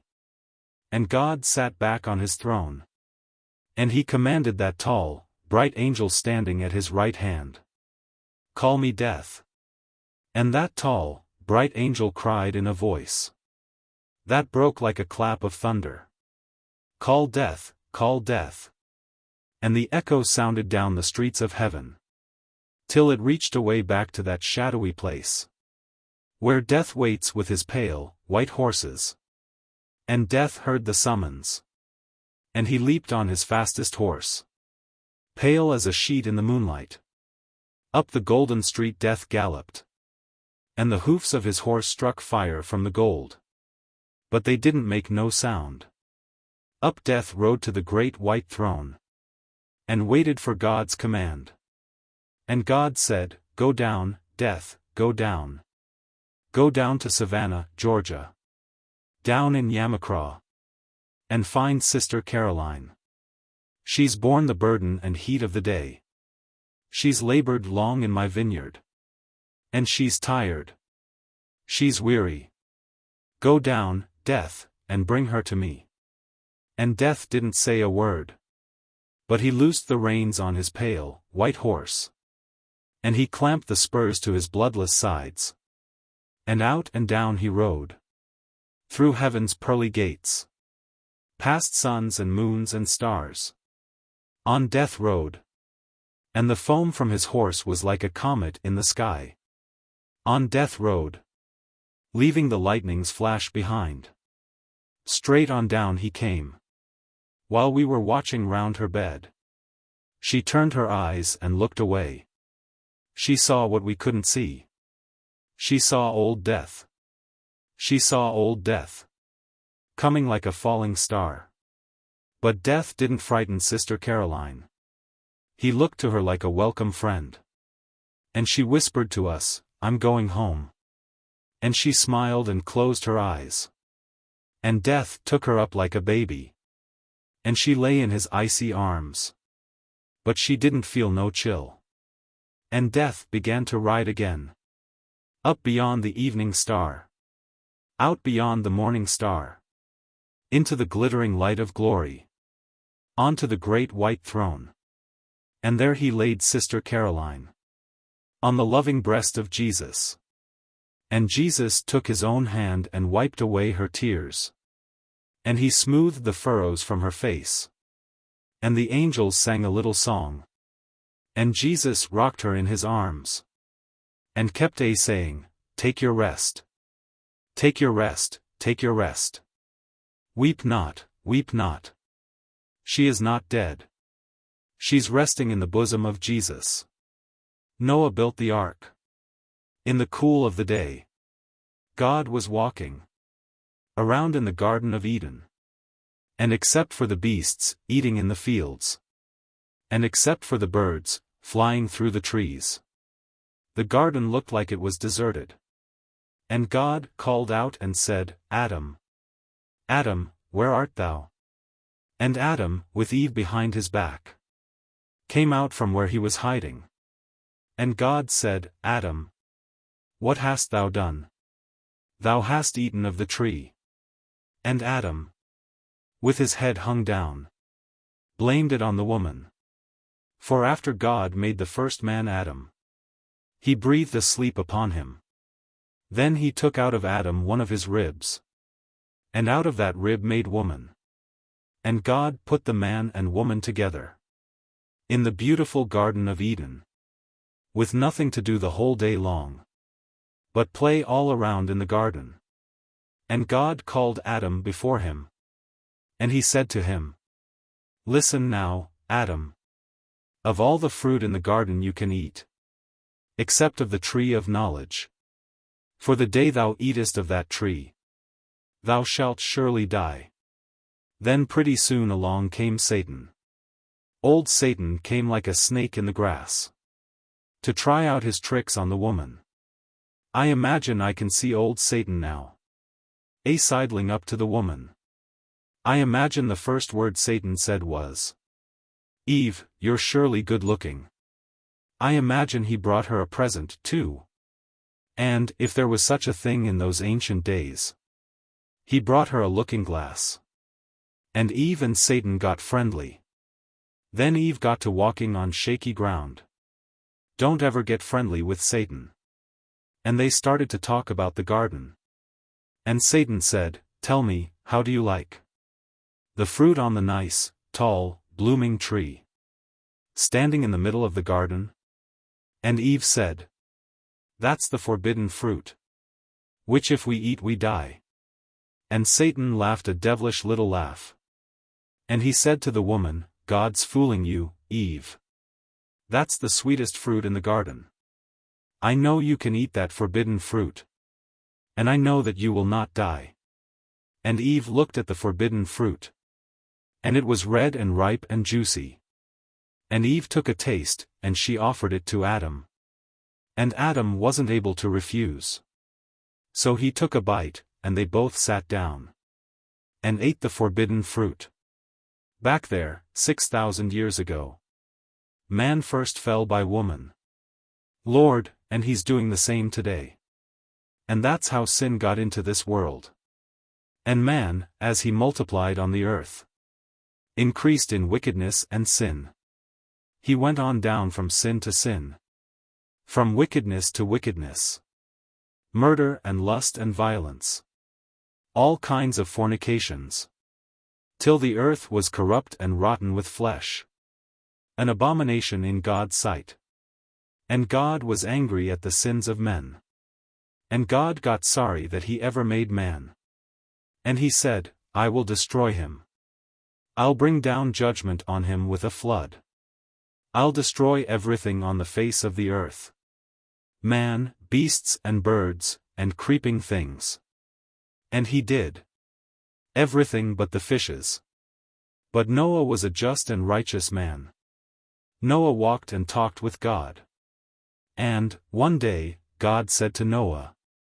He said, Noah, build thee an ark. Build it out of gopher wood.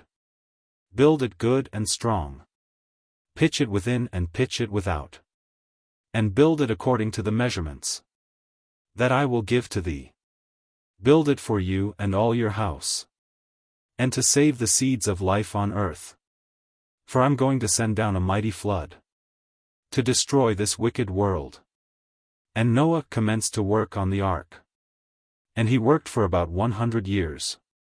And every day the crowd came round. To make fun of old man Noah. And they laughed and they said, Tell us, old man. Where do you expect to sail that boat? Up here amongst the hills? But Noah kept on working. And every once in a while old Noah would stop. He'd lay down his hammer and lay down his saw. And take his staff in hand. And with his long, white beard flying in the wind. And the gospel light gleaming from his eye. Old Noah would preach God's word. Sinners, oh, sinners. Repent. For the judgment is at hand. Sinners, oh, sinners. Repent, for the time is drawing nigh. God's wrath is gathering in the sky. God's going to rain down rain on rain. God's going to loosen up the bottom of the deep. And drown this wicked world. Sinners, repent while yet there's time. For God to change his mind. Some smart young fellow said, This old man's got water on the brain.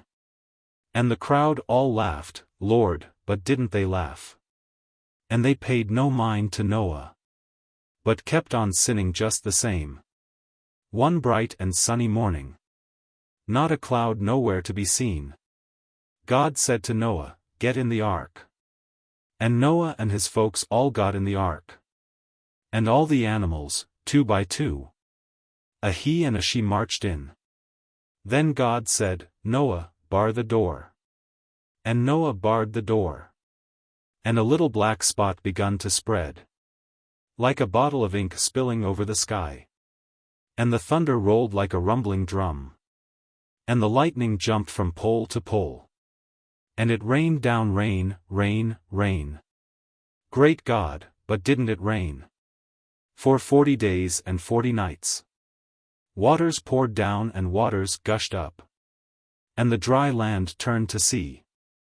And the old ark she begun to ride. The old ark she begun to rock. Sinners came running down to the ark. Sinners came swimming all round the ark. Sinners pleaded and sinners prayed. Sinners wept and sinners wailed. But Noah done barred the door. And the trees and the hills and the mountain tops slipped underneath the waters. And the old ark sailed that lonely sea. For 12 long months she sailed that sea. A sea without a shore. Then the waters begun to settle down. And the ark touched bottom on the tallest peak of old Mount Ararat. The dove brought Noah the olive leaf. And Noah, when he saw that the grass was green, opened up the ark, and they all climbed down. The folks, and the animals, 2 by 2. Down from the mount to the valley. And Noah wept and fell on his face. And hugged and kissed the dry ground. And then God hung out his rainbow across the sky. And he said to Noah, That's my sign. No more will I judge the world by flood. Next time I'll rain down fire. The crucifixion. Jesus, my gentle Jesus. Walking in the dark of the Garden of Gethsemane. Saying to the 3 disciples, sorrow is in my soul, even unto death. Tarry ye here a little while, and watch with me. Jesus, my burden Jesus. Praying in the dark of the Garden of Gethsemane. Saying, Father, oh, Father, this bitter cup, let it pass from me. Jesus, my sorrowing Jesus.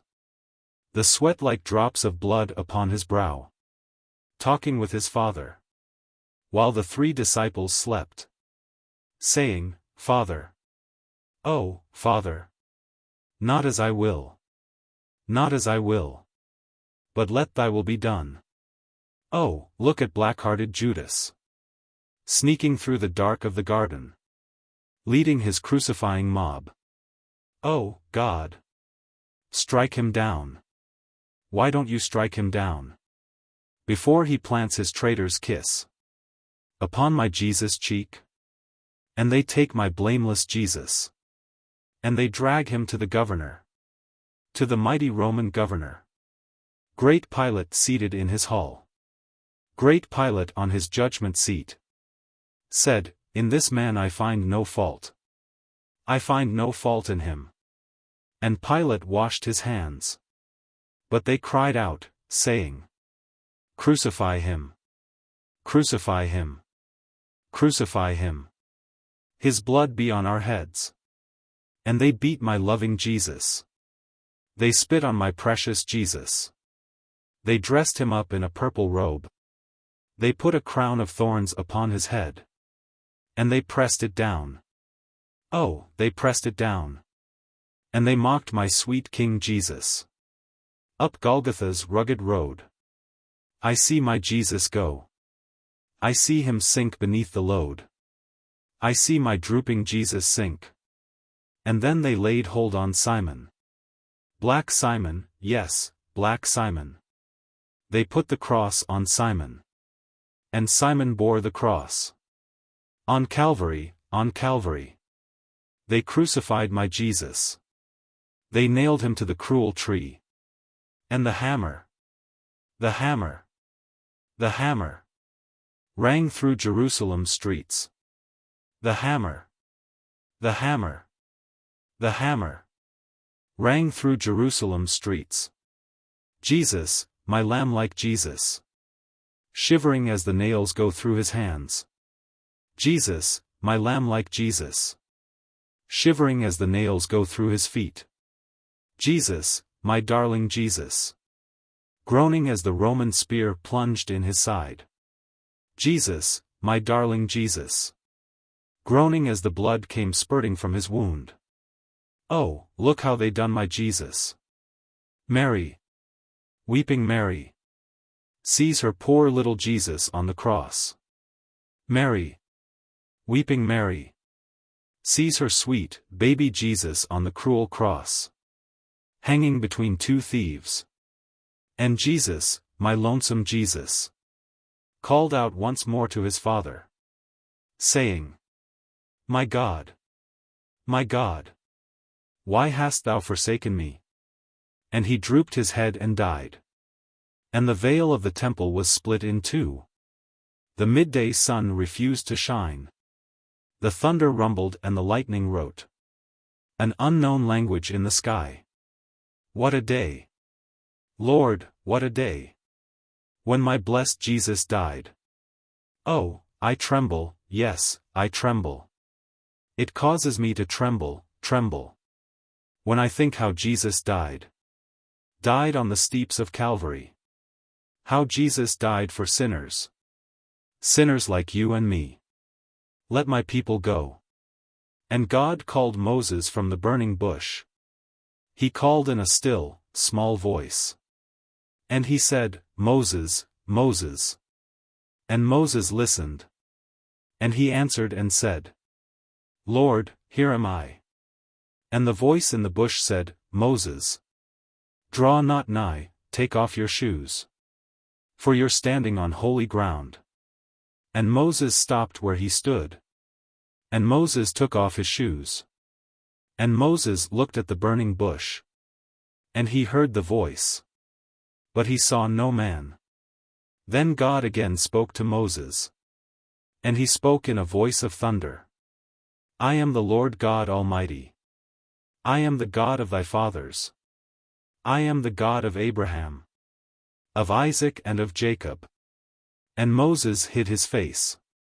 And God said to Moses, I've seen the awful suffering of my people down in Egypt. I've watched their hard oppressors, their overseers and drivers. The groans of my people have filled my ears. And I can't stand it no longer. So I'm come down to deliver them out of the land of Egypt. And I will bring them out of that land into the land of Canaan. Therefore, Moses, go down into Egypt, and tell old Pharaoh to let my people go. And Moses said, Lord, who am I to make a speech before Pharaoh? For, Lord, you know I'm slow of tongue.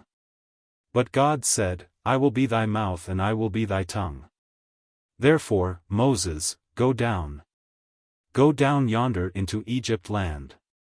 And tell old Pharaoh to let my people go. And Moses with his rod in hand went down and said to Pharaoh, Thus saith the Lord God of Israel, Let my people go. And Pharaoh looked at Moses. He stopped still and looked at Moses. And he said to Moses, Who is this Lord? I know all the gods of Egypt, but I know no God of Israel. So go back, Moses, and tell your God, I will not let this people go. Poor old Pharaoh. He knows all the knowledge of Egypt. Yet never knew.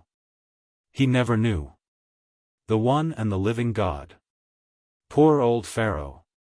He's got all the power of Egypt. And he's going to try to test his strength with the might of the great Jehovah, with the might of the Lord God of hosts, the Lord mighty in battle. And God, sitting high up in his heaven, laughed at poor old Pharaoh. And Pharaoh called the overseers. And Pharaoh called the drivers. And he said, Put heavier burdens still on the backs of the Hebrew children. Then the people chode with Moses. And they cried out, Look here, Moses. You've been to Pharaoh, but look and see what Pharaoh's done to us now. And Moses was troubled in mind. But God said, Go again, Moses, you and your brother, Aaron, and say once more to Pharaoh, Thus saith the Lord God of the Hebrews, Let my people go. And Moses and Aaron with their rods in hand worked many signs and wonders. But Pharaoh called for his magic men. And they worked wonders, too. So Pharaoh's heart was hardened. And he would not. No, he would not let God's people go. And God rained down plagues on Egypt. Plagues of frogs and lice and locusts. Plagues of blood and boils and darkness. And other plagues besides. But every time God moved the plague, old Pharaoh's heart was hardened. And he would not. No, he would not let God's people go. And Moses was troubled in mind. Then the Lord said, Listen, Moses. The God of Israel will not be mocked. Just one more witness of my power. I'll give hard-hearted Pharaoh. This very night about midnight, I'll pass over Egypt land. In my righteous wrath will I pass over, and smite their firstborn dead. And God that night passed over. And a cry went up out of Egypt. And Pharaoh rose in the middle of the night. And he sent in a hurry for Moses. And he said, Go forth from among my people, you and all the Hebrew children. Take your goods and take your flocks, and get away from the land of Egypt. And, right then, Moses led them out, with all their goods and all their flocks. And God went on before, a guiding pillar of cloud by day, and a pillar of fire by night. And they journeyed on in the wilderness, and came down to the Red Sea. In the morning, oh, in the morning, they missed the Hebrew children. 400 years. 400 years. They'd held them down in Egypt land. Held them under the driver's lash. Working without money and without price. And it might have been Pharaoh's wife that said, "Pharaoh, look what you've done. You let those Hebrew children go. And who's going to serve us now? Who's going to make our bricks and mortar? Who's going to plant and plow our corn? Who's going to get up in the chill of the morning? And who's going to work in the blazing sun? Pharaoh, tell me that." And Pharaoh called his generals. And the generals called the captains. And the captains called the soldiers. And they hitched up all the chariots. 600 chosen chariots of war. And 2,400 horses. And the chariots all were full of men. With swords and shields. And shiny spears. And battle bows and arrows. And Pharaoh and his army pursued the Hebrew children to the edge of the Red Sea. Now, the children of Israel, looking back, saw Pharaoh's army coming. And the rumble of the chariots was like a thunderstorm. And the whirring of the wheels was like a rushing wind. And the dust from the horses made a cloud that darkened the day. And the glittering of the spears was like lightnings in the night. And the children of Israel all lost faith. The children of Israel all lost hope. Deep Red Sea in front of them. And Pharaoh's host behind. And they mumbled and grumbled among themselves. Were there no graves in Egypt? And they wailed aloud to Moses and said, "Slavery in Egypt was better than to come to die here in this wilderness." But Moses said, "Stand still. Stand still. And see the Lord's salvation. For the Lord God of Israel will not forsake his people. The Lord will break the chariots. The Lord will break the horsemen. He'll break great Egypt's sword and shield. The battle bows and arrows. This day he'll make proud Pharaoh know who is the God of Israel." And Moses lifted up his rod over the Red Sea. And God with a blast of his nostrils blew the waters apart. And the waves rolled back and stood up in a pile. And left a path through the middle of the sea, dry as the sands of the desert. And the children of Israel all crossed over on to the other side. When Pharaoh saw them crossing dry, he dashed on in behind them. Old Pharaoh got about halfway cross. And God unlashed the waters. And the waves rushed back together. And Pharaoh and all his army got lost. And all his host got drowned dead. And Moses sang and Miriam danced. And the people shouted for joy. And God led the Hebrew children on, till they reached the promised land. Listen, listen, all you sons of Pharaoh.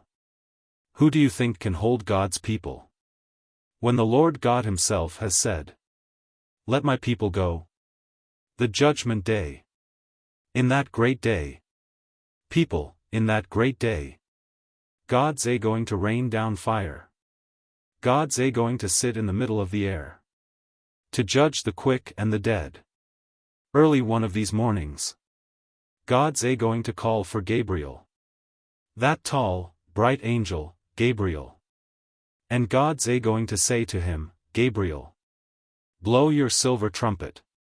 And wake the living nations." And Gabriel's going to ask him, "Lord, how loud must I blow it?"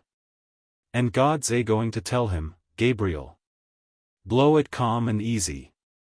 Then putting one foot on the mountain top, and the other in the middle of the sea, Gabriel's going to stand and blow his horn, to wake the living nations.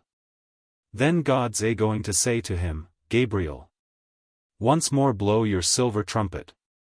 and wake the nations underground. And Gabriel's going to ask him, Lord, how loud must I blow it?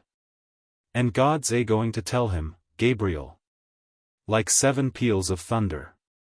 Then the tall, bright angel, Gabriel, will put one foot on the battlements of heaven, and the other on the steps of hell, and blow that silver trumpet, till he shakes old hell's foundations. And I feel old earth shuddering, and I see the graves bursting, and I hear a sound, a blood-chilling sound. What sound is that I hear? It's the clicking together of the dry bones. Bone to bone, the dry bones.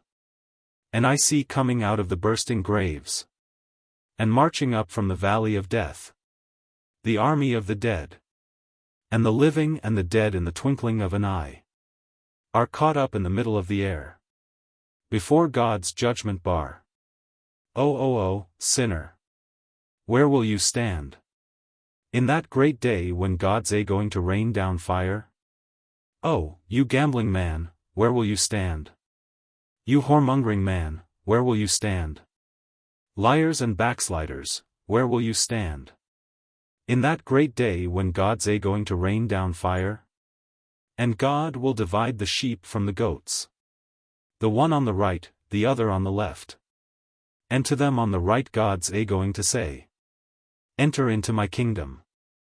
And those who've come through great tribulations, and washed their robes in the blood of the Lamb, they will enter in, clothed in spotless white, with starry crowns upon their heads, and silver slippers on their feet, and harps within their hands. And 2 by 2 they'll walk up and down the golden street, feasting on the milk and honey, singing new songs of Zion, chattering with the angels, all around the great white throne. And to them on the left God's going to say, depart from me into everlasting darkness, down into the bottomless pit. And the wicked like lumps of lead will start to fall. Headlong for 7 days and nights they'll fall, plumb into the big, black, red-hot mouth of hell, belching out fire and brimstone. And their cries like howling, yelping dogs will go up with the fire and smoke from hell. But God will stop his ears. Too late, sinner. Too late. Goodbye, sinner. Goodbye. In hell, sinner. In hell. Beyond the reach of the love of God. And I hear a voice, crying, crying. Time shall be no more. Time shall be no more. Time shall be no more. And the sun will go out like a candle in the wind. The moon will turn to dripping blood. The stars will fall like cinders. And the sea will burn like tar. And the earth shall melt away and be dissolved. And the sky will roll up like a scroll. With a wave of his hand God will blot out time, and start the wheel of eternity. Sinner, oh, sinner, where will you stand in that great day when God's going to rain down fire? How do you find this book? Any thoughts about the book or the author? Any suggestion for improvement? Please take a moment to share your thoughts in a comment. If you like it, share it with your friends who might enjoy it as well. Subscribe to keep in touch. Visit CompleteAudiobooks.com for more quality content.